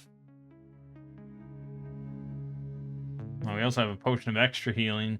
Well, it's all on the mules, so I don't think we brought any, because I didn't say we were going to bring any. But... Well, let's let Nathun use his short rest. Double failure. That's pretty untenable. He has 1 hit point, so he probably needs to use the healing potion, but he also needs a spell. Fucking Christ, Nathun. This is why it's real iffy. If you're going to roll stats, and you just roll a high int and not a good will, I wouldn't really recommend a spellcaster. Like, just throw that high int over into strength and just call it a day, because...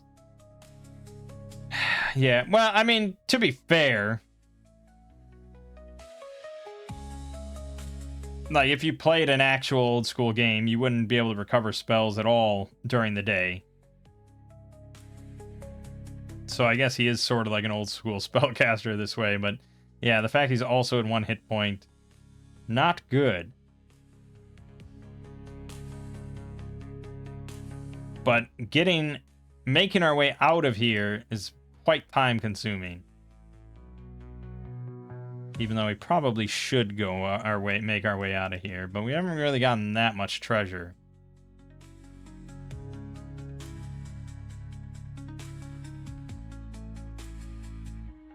So he has these bracers on. Two-handed sword, longbow, 30 arrows.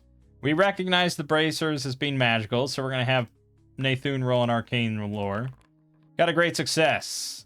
Excellent. That's very good, because now he instantly recognizes them as being cursed, and being the cause of this guy's insanity, which makes us feel a little bad, but not too bad. Technically, would we get XP for this? We got XP for the battle axe, and that was cursed, but now we know that this thing is cursed.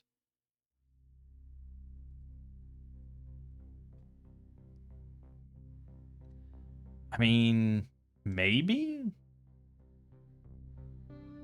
I don't know if these mention cursed items at all.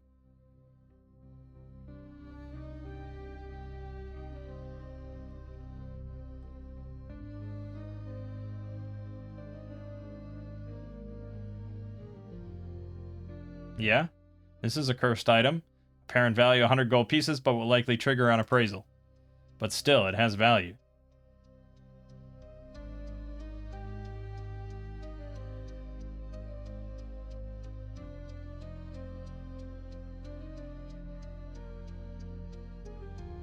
Yeah, cursed scroll has an same apparent value as anything. So, I mean, the apparent value is really just for our XP purposes. Here, potion of hallucinations, cursed potion, same apparent value. So we get XP for it. How much do we get for these things? Not much, right?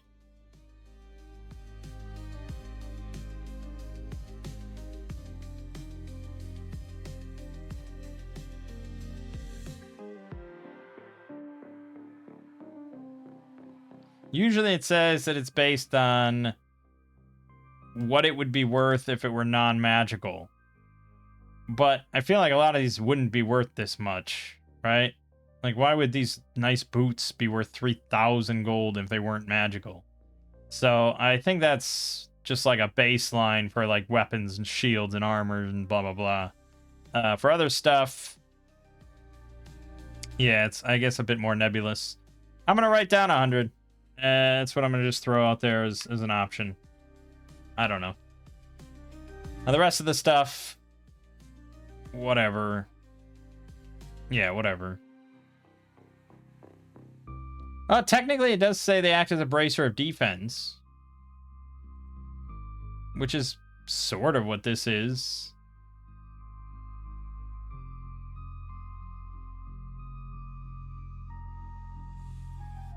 But that would be, I mean, that's really nuts. That gives him 17 AC without armor. That means they're bracers plus 7.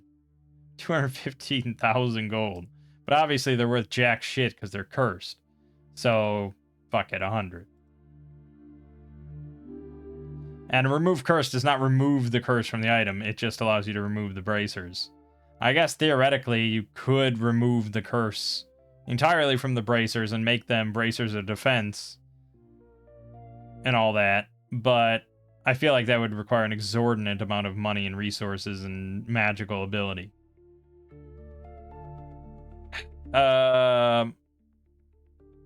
Right. We are now going to search the room, which is going to take time. So we got to go all the way around here, round and around, you know, around all this whole section here. So it's going to take at least 20 minutes to search, which means we've now been down here for 4 hours. We're going to pop another common oil, set it back to 24.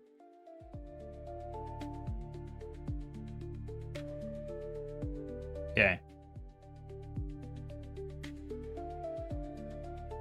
So the memorial, he keeps the bodies of his 3 slain comrades here, arranged against the northwest and east walls of the still-dressed skeletal remains of Agatha, a female magic user in a rotted robe, Pombi, a dwarven cleric in chainmail, and Frist, a human ranger in tattered leather armor.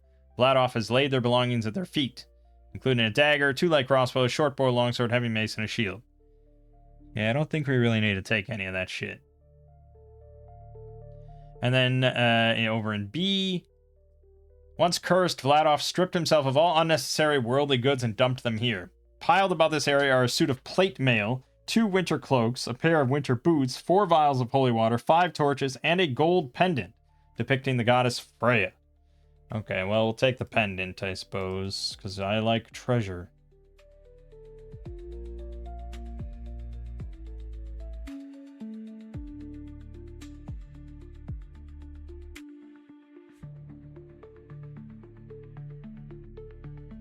Alright, done and done. And that's that.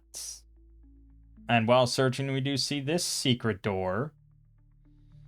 So, I suppose we'll keep going through secret doors. I mean, when does a group decide to leave is the question, especially once you get pretty deep down into these deep dungeons, you know? Like, it's a trek at this point to get out of here. We have to go all the way back through here, all the way back through here, down through here, down through here, down through here, down through here, up through here, and then all the way through past the kobolds upstairs and the ratlings and the lake, so on and so forth. It's a trek. Obviously, like a lot of treks, you can just say, we leave. And the DM could say, okay, this amount of time passes and you're out. But a lot can go wrong when you're traveling through. Oh, also, we've not rolled a single random encounter across the last, like, God, what was the clock at when I started?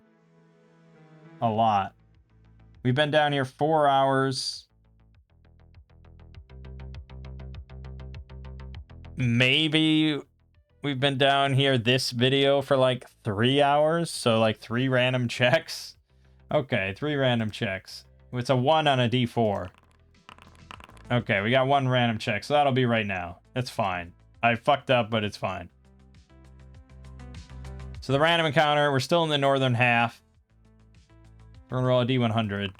It's a 23. A cryptic scrawl. It's written in Undercommon, and it reads something like maintain the resistance or death waits beneath. That's it. So it's a every hour 1 in 4 chance, and then you have like a 45% chance for it to be essentially nothing. Really, they didn't want to do many random encounters in this place because there's just so much to get through anyways. That's fair, I suppose. I mean, a lot of people don't like random encounters that much. I've really only ever played with them solo. So my only reference is just doing solo random encounters.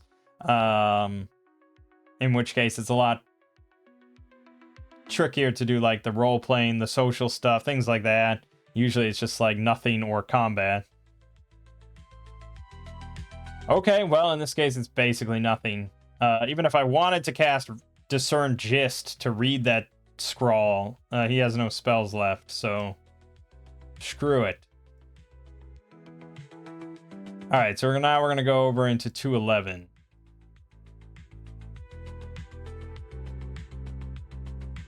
Lying just beyond the secret door from 210 at the spot marked X on the map are the decomposed skeletal remains of what was once a hobgoblin. The passage and chamber beyond the secret door are unlit. Years ago, Askaroth, the evil cleric described in Area 1 in the wilderness, discovered 212 and placed special guards here to protect it. Using a ritual similar to that in Area I2, he placed several totems in this area which enacted a permanent animate dead spell that is recast on the area once per week. Thus, anyone slain within the shaded area comes back to life as a zombie, or in the case of the hobgoblin, should he be moved, a skeleton, and like the creatures that slew him, is charged with guarding the chamber against intruders. A number of curious souls have met their end here, and at the moment there are 5 zombies standing around the chamber. 2 humans, 1 orc, 1 dwarf, and 1 drow.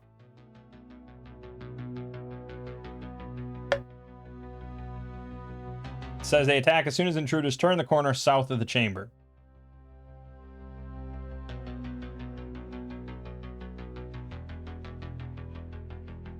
If the slain zombies are left in the shaded area, their bodies are animated again in 2d6 rounds. The only way to prevent this is to destroy the bodies with fire acid, drag the carcasses out of the shaded area, or destroy or remove the totems. Okay. So turn south. Okay, yeah, so that would be this. That's why it's always beneficial. Just, you know, at the start of every campaign or whatever, just tell your DMs, like, hey, if there's any corner, like a wall corner, we look around it before we go in. Like, just, that's a blanket rule unless we say otherwise kind of thing, you know?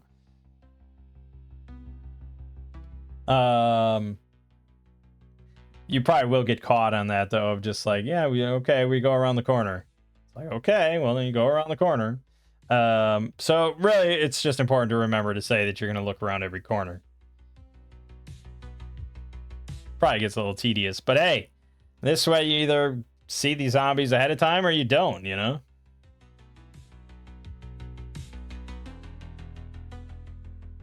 I didn't really say before I read the room or anything like that, so I'll roll an oracle here. No, okay, so I just walked in. I'm confident at this point, I guess. I don't know why. Maybe Tarthona's confident. She's barely been scratched. She's fighting fit.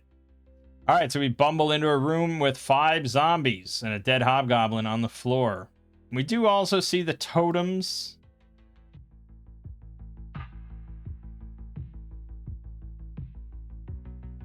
Yeah, so basically in like 3 of the corners of the room, there's these little totems.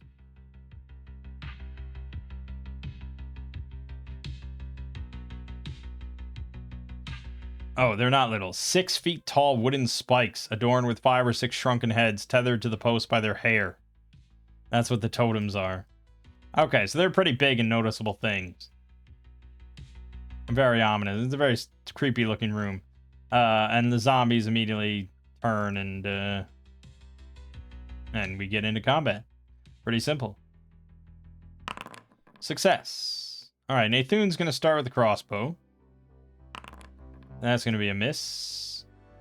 It says here they got 2 hit dice, 11 AC. They strike for 1d8 damage. We'll go ahead and use axe zombies, though. Why not?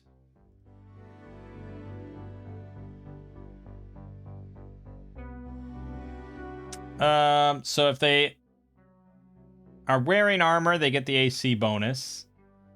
Normally, they just have an AC of 11. This says they have an AC of 11, so they're unarmored. Maybe it's all been long rusted off or broken off or something. And they have a strike for 1d8, so we're going to assume that they just are biting. So they're unarmed and unarmored. They do get -2 penalty to initiative roll, so I should have actually done a +2 to the initiative. And pretty much that. Yeah, pretty much that. Okay, but they are 2 hit dice, so they have 9 hit points each. Porridge could use turning finally.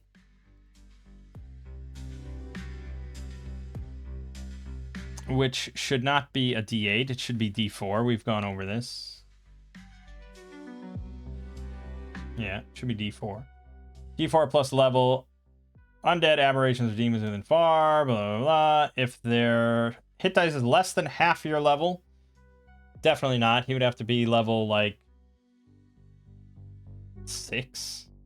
Yeah, he'd have to be level 6 for that to be the case.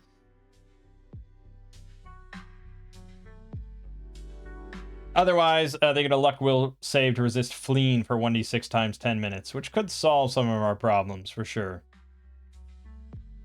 And I don't remember, it might have been Shadow Dark that had it, where if they can't flee, they cower. Or maybe it's OSE. It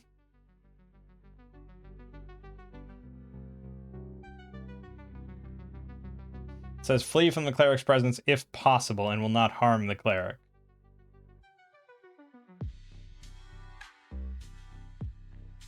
Okay. Whereas axe.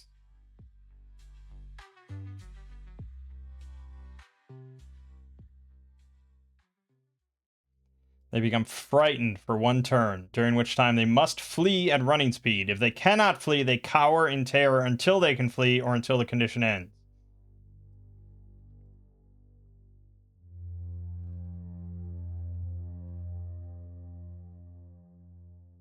If the cleric attacks rebuked undead in melee, the effect is broken, but he can use spells or missile weapons against them, and other characters can attack them in any fashion.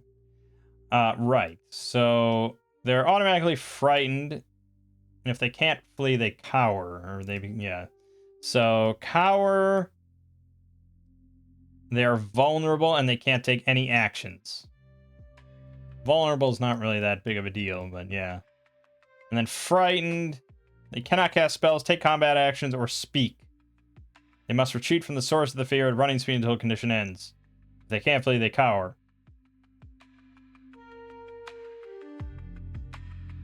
Okay, and vulnerable, I think just means you can be backstabbed and stuff. Oops. Oh no, yeah, you get a +2 against them. You can backstab them. That's about it. Yeah. Right. Okay. So, yeah, he's definitely going to try turning, regardless of how that exactly turns out. So he's going to use turning. He's going to roll Will, Divine Lore. Great success.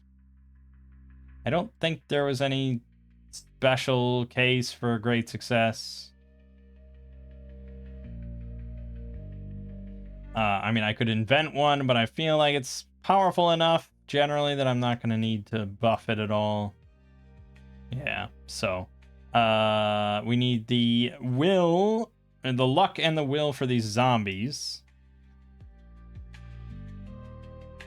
The will for a walker zombie is null. Okay, so it's just their luck then, with 2 hit dice. That's 5. So there's 5 of them. Yep, 5 of them. He rolls 1d4 plus 3 for how many he affects. All right, he gets all of them. So 5d20, they need 5 or under. 2 of them succeeded. Okay, so 2 zombies are not pushed back by this shit. The other 3 are going to flee, however.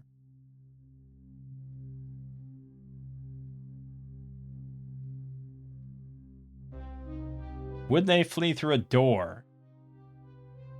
I don't think so. Would they flee past us? Maybe. I think cowering is probably more likely. We're technically blocking the only exit here.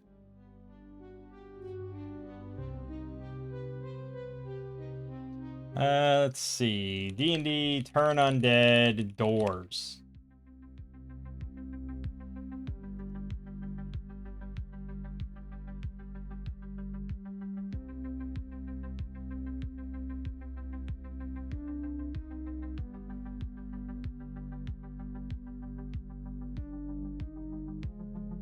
I've literally never heard anyone say turn undead is OP. That's because this is a 5e Reddit subreddit, not an OSR subreddit. It's definitely OP. Well, I mean, I don't know if it's OP, but it's like necessary, you know? It's like very important to have in a lot of games with large amounts of undead.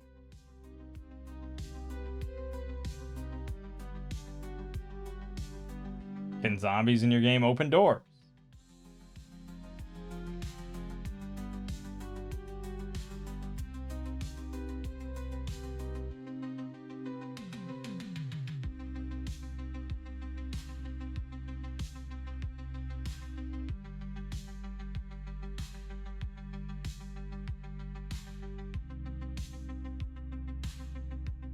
I don't really picture a zombie opening a door, I gotta be honest with you. Yeah, I picture them more like movie zombies. So maybe they would try to bash down that door to 212.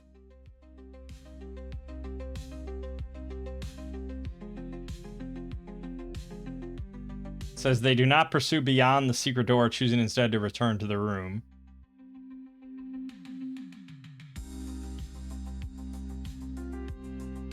Yeah, and they're like specifically meant to guard this room. This is like the reanimation room, so I think they're kind of bound to this room then. So they're just gonna cower. 3 of them are cowering. And they're cowering for 1d6 times 10 minutes. Yeah, okay. Nathun fired, he turned. Bert will try to charge one of the zombies that's not cowering, so he gets +3. Yep, that's a hit. So it's not quite a kill though. He needed 1 more damage for it to be a kill. Tarthona is going to charge the other one. That is a kill. Yeah, they're not really next to each other, so I'm not going to give her the offhand. So that's it.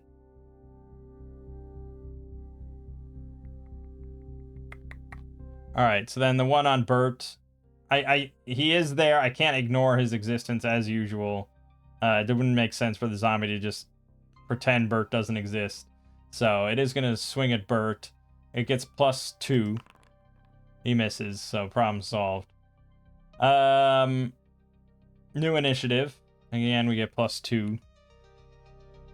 No, we already rolled her. She rolled the initiative. Yeah. Okay, porridge, initiative, +2. Failure. Okay. Well, the zombie's going to swing at Bert again. Misses. Porridge is going to swing at that one, because he's not really allowed to swing at the cowering ones. I guess he'll charge again. Why not? We're charging left and right. Boom. Alright, that one's dead. Bert's going to charge at one of the cowering ones, so he's +5 to the roll. Yep, that is a hit, not a kill. Nathun... she'll charge that same one. Kill. And Nathun will shoot one of the other ones. Fumble. Alright, whatever. At this point, combat's basically over. They can't do anything. As long as Porridge says that he's not getting involved, we butcher the other zombies. But they will get up in 2d6 rounds, which is problematic. 3 rounds, they're going to all stand back up at full health. During those 3 rounds, we're obviously going to start searching the room and investigating these totems, because they look very unusual and ominous. So we're going to roll an arcane lore on the totems. Great. So he rolled a 1. He knows everything. He read the fucking formula for these totems. He knows exactly what they are. So these are dark totems of reanimation. And anything that's within this room is going to be reanimated after it dies. As long as these totems exist and as long as there's a corpse in the room.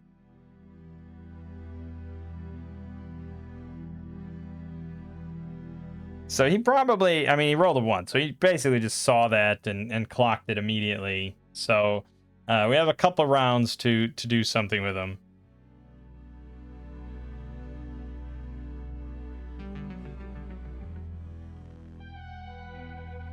Yeah, I guess we could start just hacking apart the totems. It's going to take time, though. But sure, we'll start to do so. So Porridge, Tarthona, and Bert will all work on a different totem.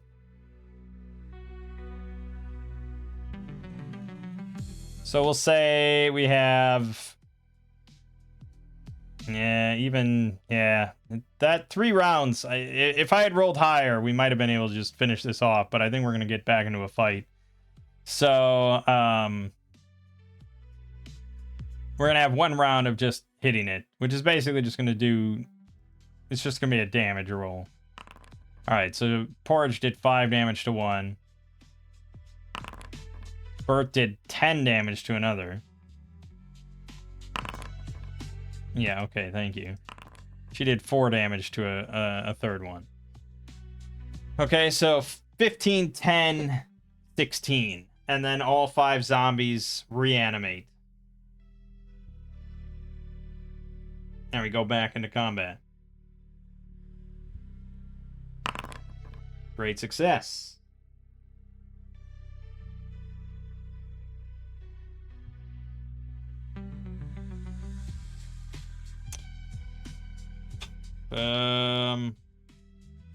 Also, I forgot about Holy Blessing. Fuck it, he's gonna use turning again. So Divine Lore.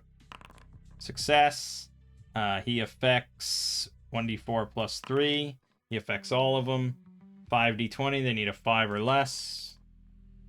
2 of them, once again, resisted. 3 of them are cowering again. And Bert's going to charge one of the non-cowering ones. Crit. Kill. Decapitated. Tarthona charges. We'll have Nathun shoot the other one. That is hit, right? 11 AC, so it's got 6 health left. Miss with the main hand. -1 on the offhand. Miss. Damn. Alright, it's gonna swing at Tarthona then. +2. That is a miss, thankfully. Forage, initiative. Great success. Tarthona, come on now. That's a hit and a kill. Excellent. Alright, then we mop up the other 3, no problem. Simple. I mean, it's a simple fight. Nothing significant about it, really. So another 2d6 rounds. We have 9 rounds now. I think it's safe to say we destroy the totems and lay them to rest. We then search the room. We'll say this whole thing took... Yeah, we'll just say 10 minutes. It's fine. There's nothing in here at all, and there's a door leading south. So we will listen at the door. We hear nothing. We hear nothing! To 212. We're gonna slowly enter. The walls of this chamber are painted a pale blue and have been inscribed in demonic script. In the center of the floor is a 30-foot deep pool filled with cool and brackish salt water, surrounded by 3 low stone benches. At the bottom of the pool, on the southern wall, is a 3-foot square grate through which the pool is fed water. The grate leads to a channel, leads to the body of water in Area 213. Removing the grate requires a successful open door check. Once the grate is removed, characters may swim through the channel to 213. However, much movement here attracts the attention of the Barakuda in 213, who swims forward and attack. Oh, it's a plural, sorry. Who swim forward and attack. The writing on the walls describe a ceremony whereby a cleric of a chaotic deity may turn the waters of the pool unholy. Unholy water is the adverse effect of holy water. So we have brackish salt water in a pool surrounded by demonic script, and you expect people to climb into the water, pop open a grate at the bottom of the pool 30 feet down, swim through the grate through an underwater tunnel to get to an underground lake in a different cave filled with Barakuda. And if you do all that, you get a +1 staff and 100 gold piece gold ring. The odds of all this happening are pretty astronomical. I'm going to roll an oracle. I'm not even doing disadvantage. If I roll a 20, we will go down to the bottom of the pool. Okay, we don't. So... just incredibly unlikely stuff, I gotta be honest. I mean, maybe I'm not playing with the right people. Maybe there are groups out there that just like, there's a pool of water here, let's fucking go in. And I think there are people out there like that. I think there are people that don't value their characters that much and just like, I want to see everything, I want to experience everything, I'm getting in the water, and we're gonna poke around for a while. But then, yeah, you have to fight 6 Barakuda underwater. They have 13 AC and bite for 1d8 damage. And I imagine the rules for underwater combat are fairly harsh. I don't know where I'd find that here exactly in Axe. Your guess is as good as mine. There's a rule for sea combat, but I think that's like ships and stuff. That's not underwater combat. So I don't know where underwater combat is.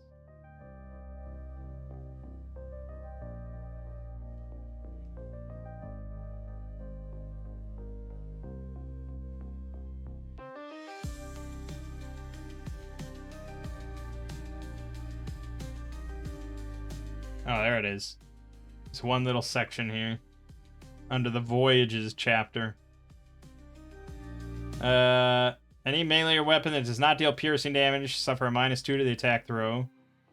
Missile attacks have -2 to attack and damage at short range, -5 at medium range, -10 at long range. If damage is reduced to 0 or less, the missile is halted by the water. Can't cast spells unless you can breathe underwater. And if you attempt to use scrolls, you simply destroy the scroll, and you suffer a -1 penalty to int. Jeez. Well, honestly, it's more... That's nicer than I thought it would be, I suppose, really. I mean, I assume there's some other thing for your actual swim speed. But yeah, I mean, as long as you're using like a piercing weapon, including a sword, you really have no penalties to fighting underwater. But again, you are underwater, and I imagine it makes... There's some suffocation rules and stuff.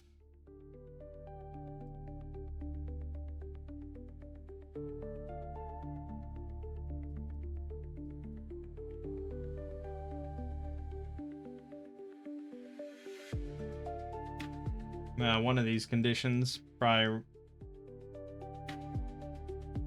applies. Or no, would there just be... It wouldn't be a condition, really. Well, there's drowning, I suppose, but it's not quite what I...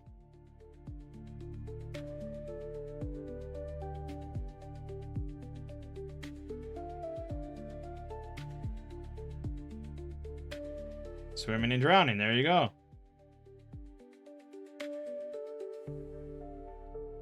So you have to make a swimming throw at the start of your initiative. Each round you're in water too deep for you to stand.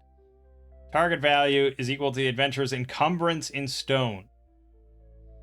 I mean, you gotta admire sort of the elegance of rules like that, you know, compared to Tales of Argosa, which is a bit more hand-wavy, a bit more mishmash kind of stuff. That's just like, yeah, it's a swimming throw, and it's based on how much you're wearing. That's it.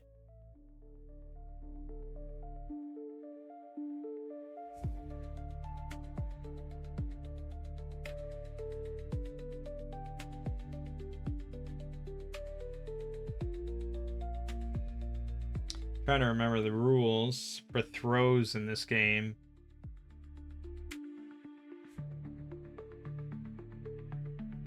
Target value. But it's a roll. Yeah, it's a roll over. Oh, so yeah, I suppose that makes sense. If you're wearing like 3 stone, you need a 3 or higher. If you're wearing 12 stone, you need 12 or higher.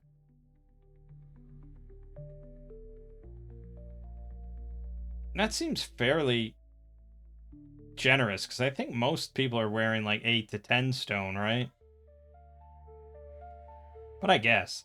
If the water's cold, rough, or fast moving, you might impose a penalty of -2, -4 or more. If you have the swimming proficiency, you get +4. Blah, blah, blah.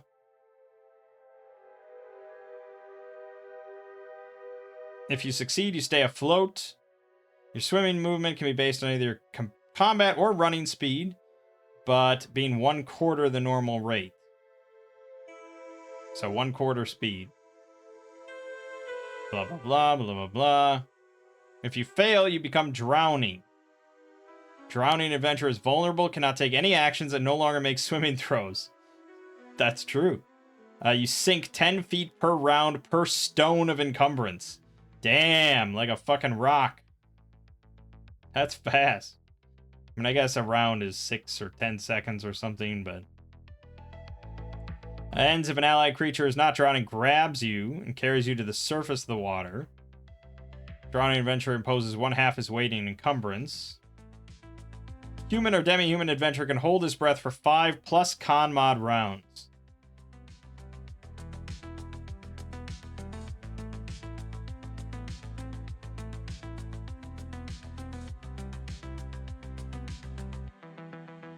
Interesting.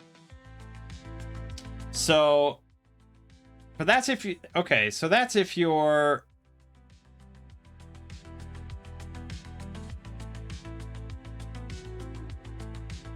That's sort of weird, actually.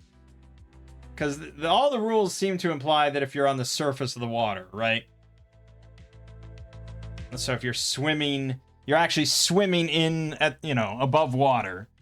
But you can't stand on anything, so you're swimming, you're floating.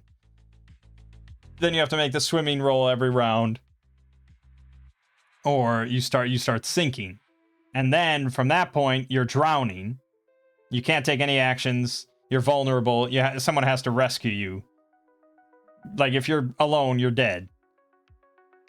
Which seems a little iffy, but I guess you failed the throw, so you've given out or whatever, and you're done. And then you can hold your breath. Even though you're drowning, you're still holding your breath for 5+ con mod rounds. What I'm not so sure about is, I guess it's sort of similar if you're fighting under the water. But in that case, you're holding your breath from the moment you go underwater.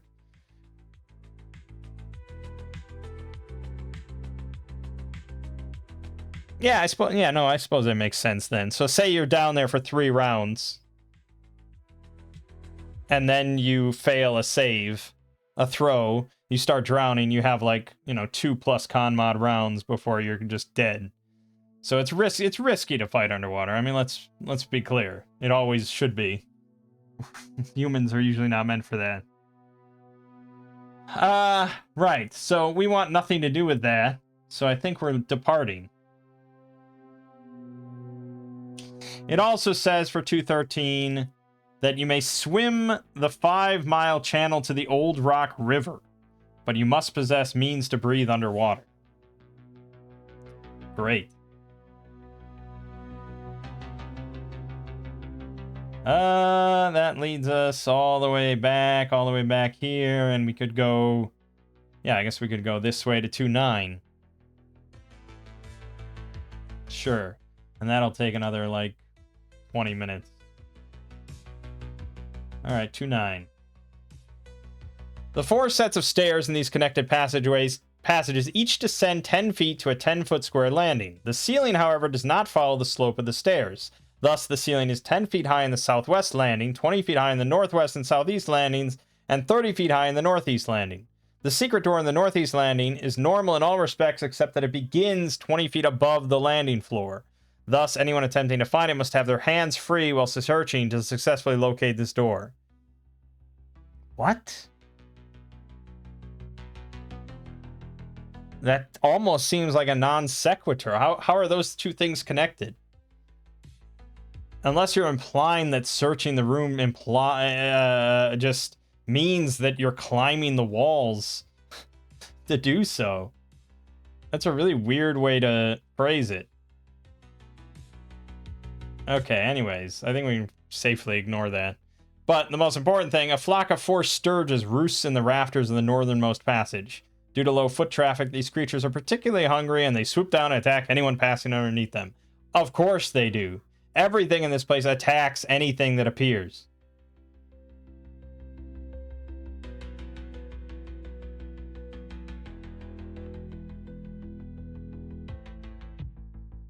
And maybe, if they didn't say that, they just said a flock of 4 sturges roosts in the rafters of the northernmost passage, most people running this might think, well, okay, I mean, they're there to attack, so they're going to attack. And to be fair, I mean, what else are you really going to do with sturges? If you have them here in the dungeon, that's kind of what they suck blood. That's what they do. They're going to get your blood. They're like, just a permanent kind of enemy sort of option. But I don't know. Don't I have a random encounter table for sturges? I do. So here's all sorts of things they could be doing otherwise. What if I rolled 79? They'd be shunning the acrid smoke of a special wood burnt by Neanderthals. Wouldn't make any sense down here. Clicking with loud stridulating sounds to claim the territory. That's an option. You could do that. Gingerly sipping from a crimson, quickly curdling puddle. Or any of these other ones that are just like they're feasting on something, or they're like waiting for something, or, you know, something like that. I mean, there's all sorts of things in this place, right? Aren't there random encounters? They could be, yeah, we could come across them just feeding on a giant rat. And you know, we're trying to get here, right? So you could just have them here, have the nest above them, and just have the 4 sturges. Then they've all got their beaks hooked into this dead giant rat, or a couple of them, and they're sucking the blood out. And there you go. And they're kind of being fed. They're not going to just attack us on sight, but they are an obstacle. But there's alternatives. It doesn't have to just be like, okay, roll initiative, we charge in, we swing, blah, blah, blah. There could be some other things we could do, maybe. I don't know. That's how I feel. In our case, though, of course, they're just going to swoop down and we fight. So I guess we should just get to it. I don't think either side's really going to be too surprised.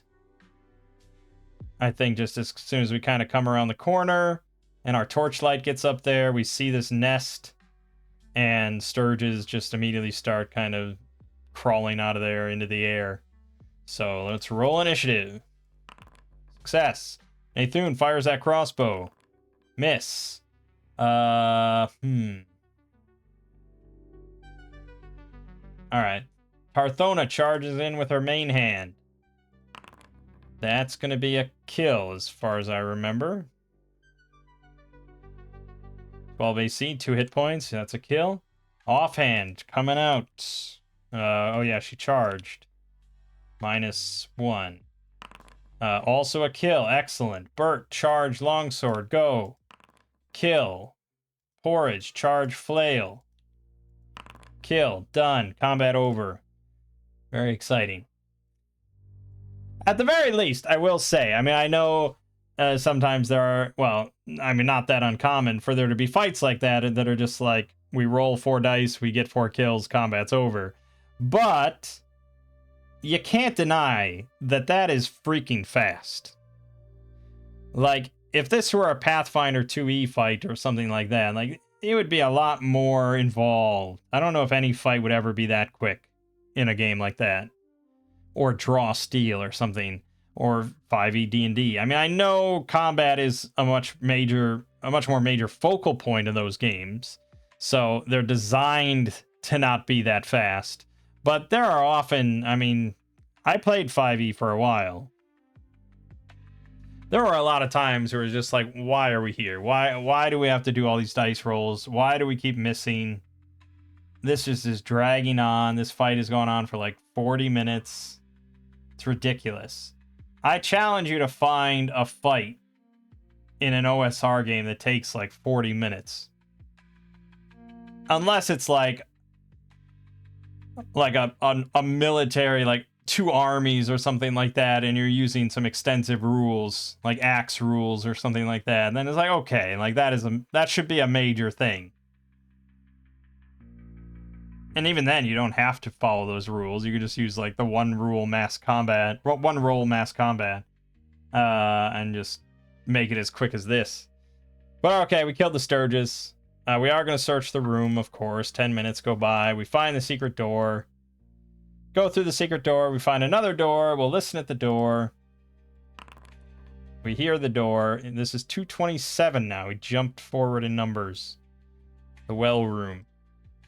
Standing in the center of this room is a stone well. Several rusted metal pails, a rusted pickaxe, and 3 broken clubs lay in one corner. The shaft of the well descends 30 feet and can be climbed with a thief's successful climb check. There's 7 feet of standing water at the bottom of the well, sunken in which is a simple brass key that opens the top lock to the door in area 124F. Oh yeah, remember that door? Remember that secret door where if you didn't have all 3 keys, you got hit with like a fireball trap? There's also a secret door 12 feet up on the eastern wall of the well shaft. Ooh, that one would be kind of tricky to see, I think. I'm not going to have that one be automatically found, for sure. Otherwise, this is a dead end. So we are going to search this room, everything except the well. We're looking down the well, so we're going to get a group perception check to see if we notice this hidden door. Great success from Nathun. Success. I think we're already good. No problem. Oh yeah, everyone sees this thing. It's lit up like a Christmas tree, apparently. Tricky though, isn't it? It's a secret door 12 feet up from the base, which is... The well is 30 feet. So we're just gonna have to tie a rope. I guess we could just basically wrap the rope around the well itself. Or no, that would probably slip out. That wouldn't be a good way to do it, would it? Maybe someone with good knowledge of knots or something could tie that up well. Get it? There's nothing else in the room, though. So I suppose that's our best bet. Alright. Sure. We'll tie the rope around the well itself.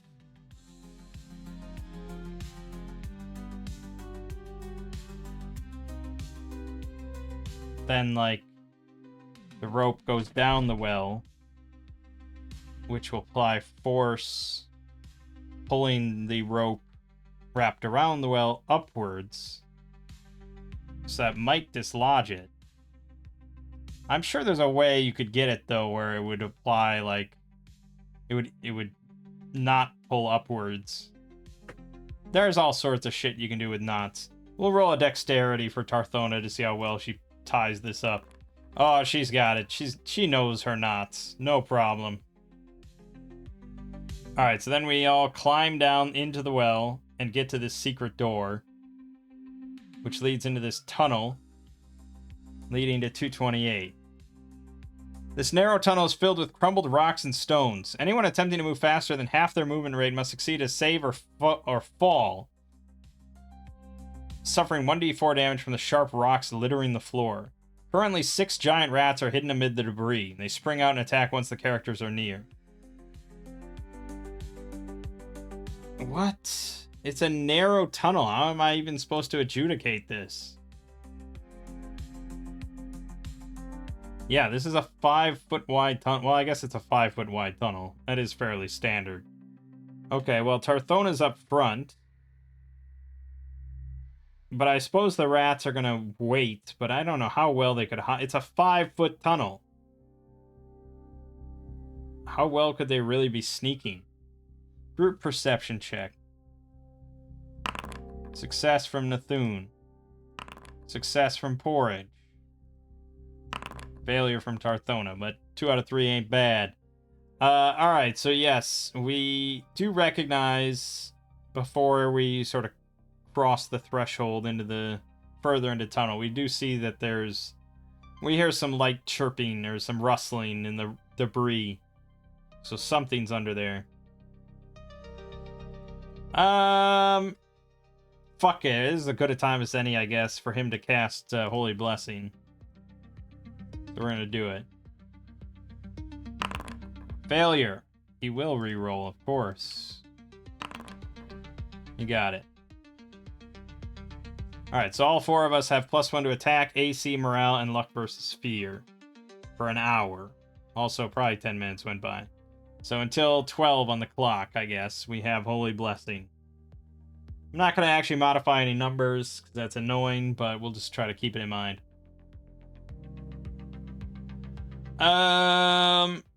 There isn't much I can do. You know, I don't really have many other spells at all that I'd want to blow.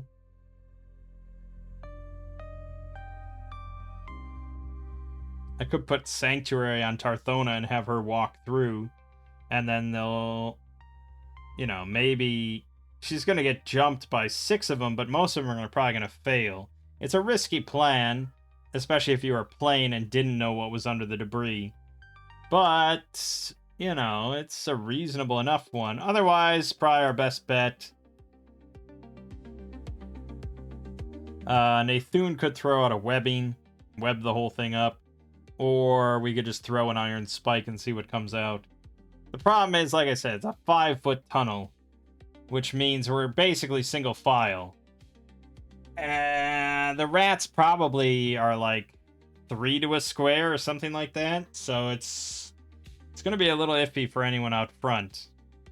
So maybe the best plan would be to put Sanctuary on Tarthona and have her just run to the other side, so we can at least, you know, pincer attack him. Sure, we'll do it that way. Lasts for 3 rounds.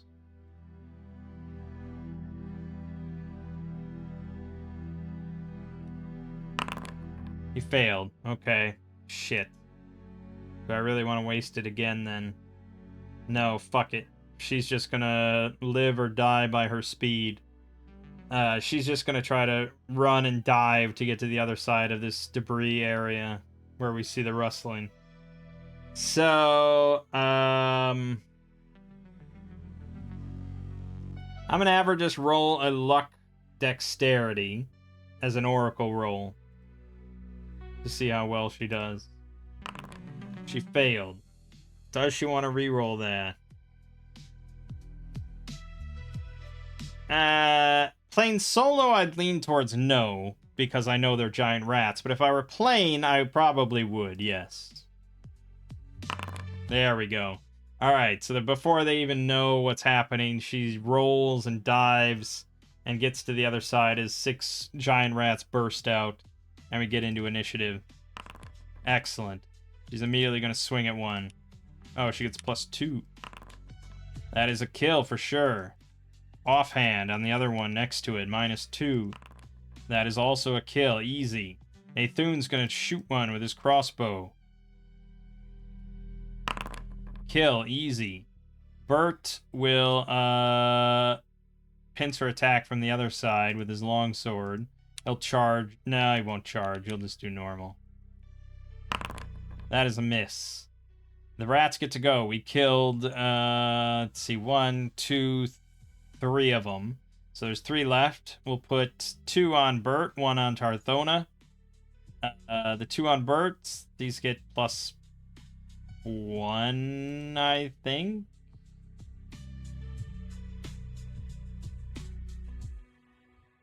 Where the hell am I? Oh, 228.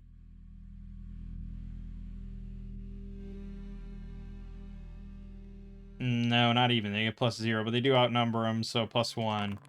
One of them fumbled. The other missed. He's going to counter with the longsword. Miss. One on Tarthona with +0. Miss. New initiative from Porridge. Success. Tarthona swings again.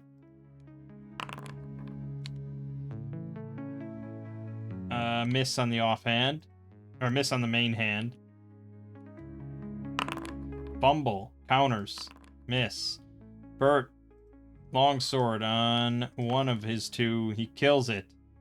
Yeah.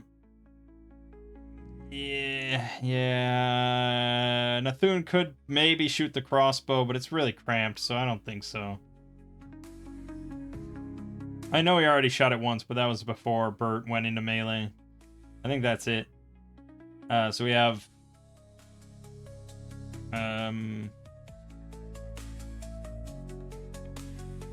She missed both. He killed one. So 1 and 1.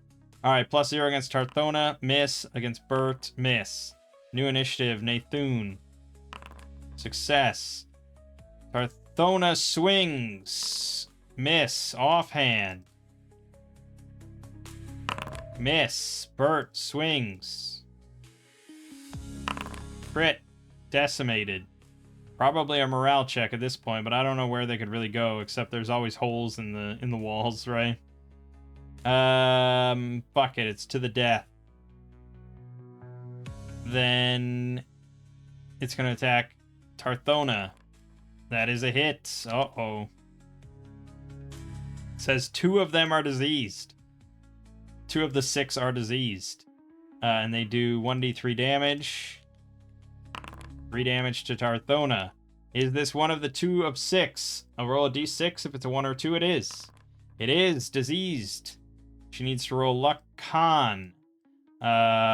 This is an oracle roll, though, because I'm counting it like poison, even though it's more severe. Success. She's not diseased. Thank God for that. New initiative from Tarthona. Success. Can she fucking finish this thing? She sure can. Combat over. Okay. We continue on then through the tunnel. And we end up at 229 with a door to the east and a door to the north.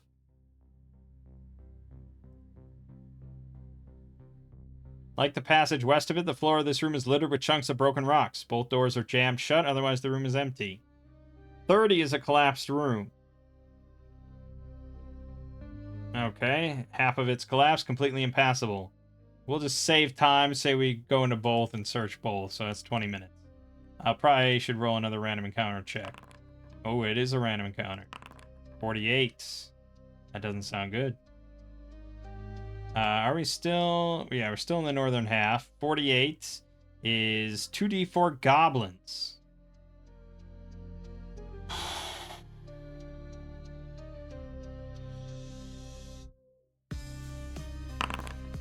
Eight of them. Reaction roll. Fairly positive with her +1. So that's a 9. It's a really awkward place to find goblins, though. You know, like we're like all the way in this narrow tunnel in this back area. It doesn't really make much sense. I know.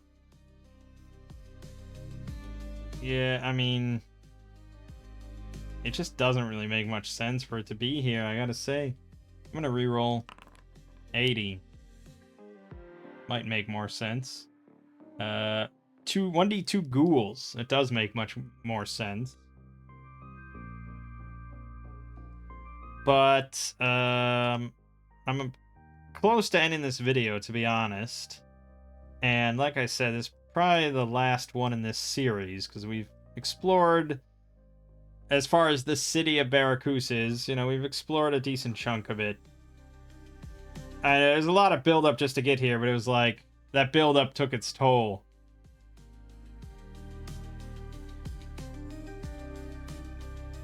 So... yeah, next would be 31 and 32.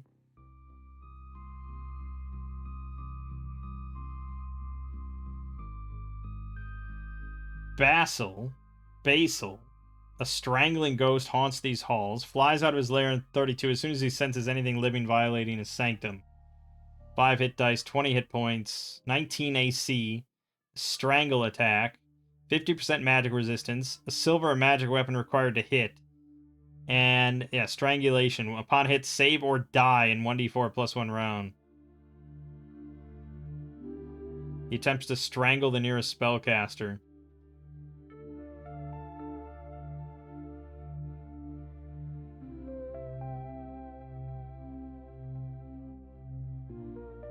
Tricky, because Tarthona never picked up any magic weapons.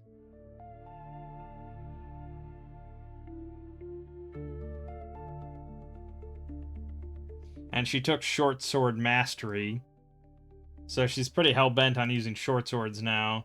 She could have taken the +1 longsword, but yeah. Assuming we killed him, we get to go into his lair.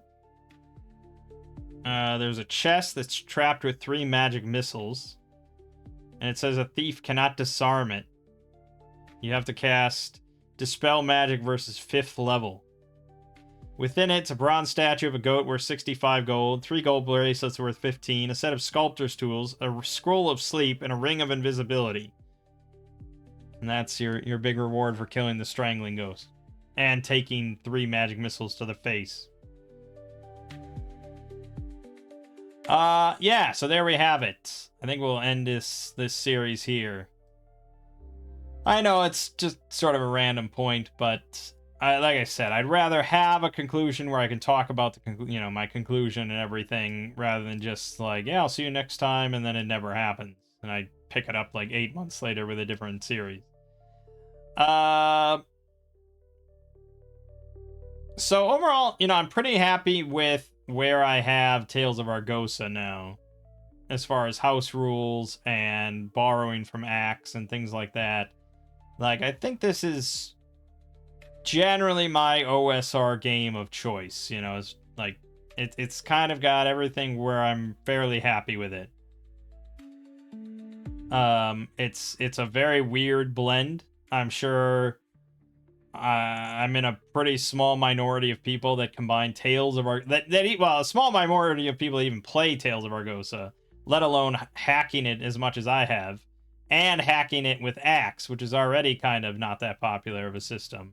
So yeah, taking two not super popular games and smacking them together, I'm sure I'm in the minority, but yeah, I'm mostly happy with it. It's fairly casual as far as like survivability and combat, and it's fairly modern when it comes to like character abilities and modern and like quality of life stuff. But it's also pretty heftily like, kind of OSR where it counts. It's still fairly lethal. We do track a lot of stuff. We do all the random encounter things. Magic is pretty limited. We track rations, but then I have, various house rules. We track encumbrance, but it's a little simplified. All that sort of stuff. So yeah, I'm happy with the game where it is, and it's the right level of complexity that my family can handle it and enjoy it and everything and get into it. But it's not, it's not so old school that it's like more like really lethal and difficult. But it's also not so modern that you kind of throw away that that riskiness and that danger and the chance for death and all that. It's good stuff. I mean, this campaign, if you want to really call it that, was basically just like a series of dungeons. We didn't really do a whole lot of stuff as far as like exploring or overworld travel. We did some of that in the Lost City Barakus along the roads and things like that.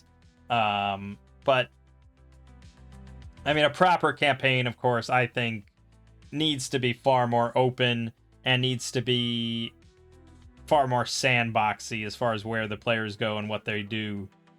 So this certainly wasn't that kind of campaign. I just wanted to check out this module, and then it led to a lot of effort to get to level 2 so that I could start it. I mean, honestly, I could have started this at just level 1 with Tales of Argosa characters. It wouldn't have been that bad at all. But that leads to talking about Barakus, I guess. It's not bad. Again, I like the setup a decent amount. I like that Endhome is there as like a pretty major settlement that's not far from the big dungeon. So the players are not going to want for like a marketplace, like Endhome is pretty major. Class 3 is not that big is the way that I've set it up, but if you follow the rules in the module, it's pretty generous. I mean, they sell anything up to 1,000 and they'll buy anything up to 5,000. You get, the wilderness area, this sort of relatively large area that has all these spots out here that could be, and if you if you have a DM that actually reads the whole thing and understands the whole thing and is the type to put in NPCs and stuff like that to sort of seed you information, yeah, I mean, you could lead to all sorts of these different spots around here. And so they're a bunch of mini dungeons and things like that. Or you can just go to the big mega dungeon. I mean, it's kind of the full little package here of what you want to do. It's still not like a sandbox hex crawl. Like, I don't know if I'd ever really have much of a reason to assemble like an army for this campaign for any reason. So, I mean, it's definitely a more focused campaign. You're mostly here to get into the Lost City and go down into the big, somewhat mega dungeon. But that's true for a lot of these kind of modules. Like Caverns of Thracia doesn't even have like a settlement really. It's just, here's the dungeon, it's big, go in it. I think, yeah, like the actual rooms and the dungeon and all that, it's not super creative. Like, I feel somewhat similar to Tower Silver Axe, where it's just like, yeah, I mean, this is kind of like very basic D&D sort of stuff, you know. I think it's a little bit more interesting. There's some niceties, or not niceties, but I think there's some creative elements here. I like that there's rat folk, and they have their whole little outpost, and you could interact with them, and, you know, a little bit of faction play here. The kobolds have all the traps in their area and stuff, net traps and club traps and blah, blah, blah. But I think a lot of the more interesting elements are really quite dangerous. Like that if you go onto those little islands in the lake and you go into the tunnel underneath, you find this cool door with 3 locks, and then if you try to pick the locks or whatever, a fucking fireball goes off. Or, like, the door to the first level is... you have to go down... you gotta have to get into the lake inside the cave and then go down the river to get to this door. Meaning you have to go past a water mephit, and you have to go be ambushed by a fucking mist demon. And there's also an immature black dragon in the cave. Which, yeah, will probably just slaughter you. And it even says that you're just fucked. It's meant to shock and frighten them.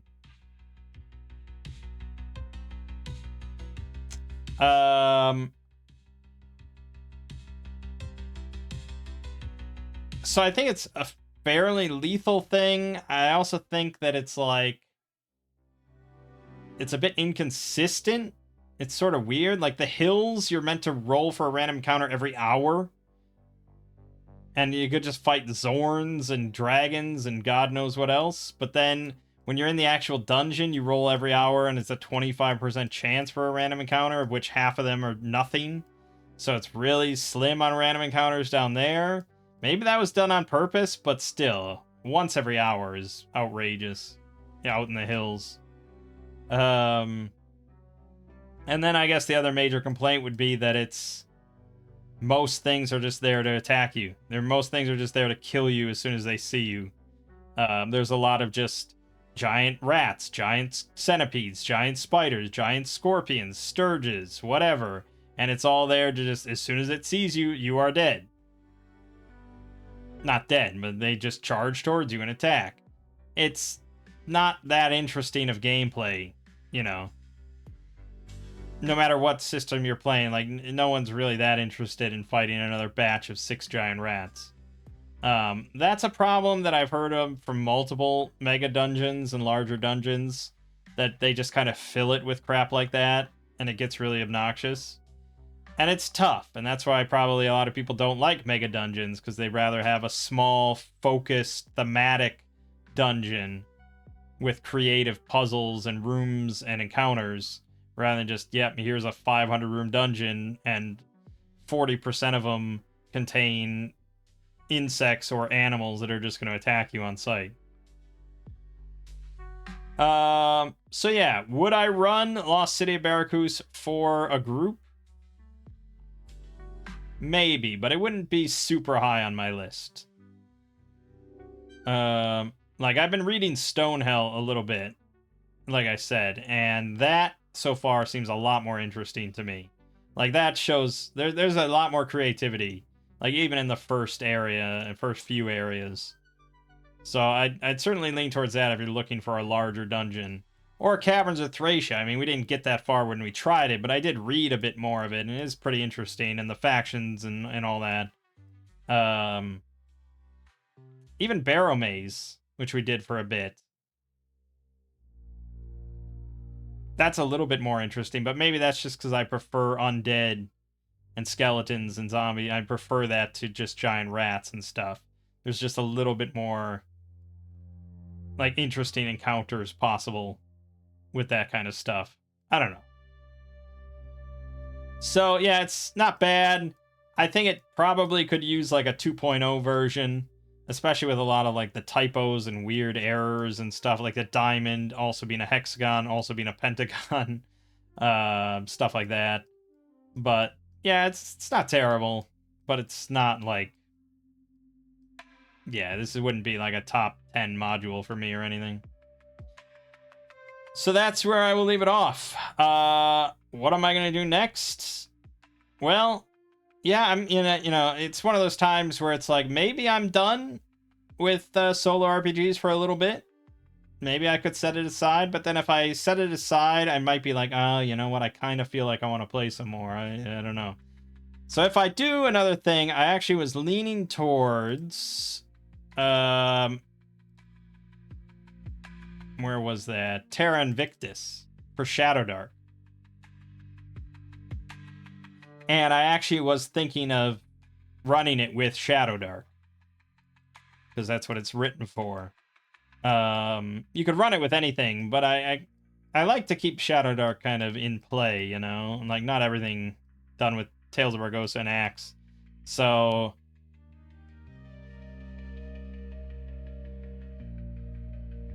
yeah, but this is a big open world hex crawl. With all sorts of settlements, and every hex has like interesting things about it. Random encounter tables for like every hex out there. I don't even know if it has any sort of like central plot or anything, but it would just be a big hex crawl that I could kind of, you know, flex little DM muscles of what we might find and what we might do. I don't know. I'm kind of curious to check it out. I did buy it, so... And it's... I mean, look at this. This thing's 248 pages, and most of it is just describing each and every hex. So it's a big map. Massive. I don't think the map is even in here.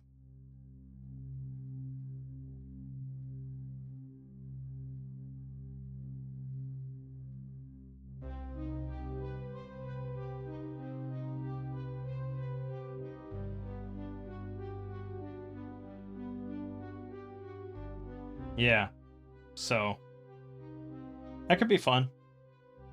I wish this map was prettier. Like, it's a pretty basic bitch map. I don't know if anyone's done a different version or anything, but yeah, it's pretty simple.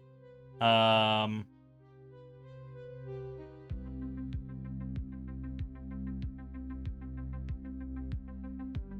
yeah, I think that could be fun.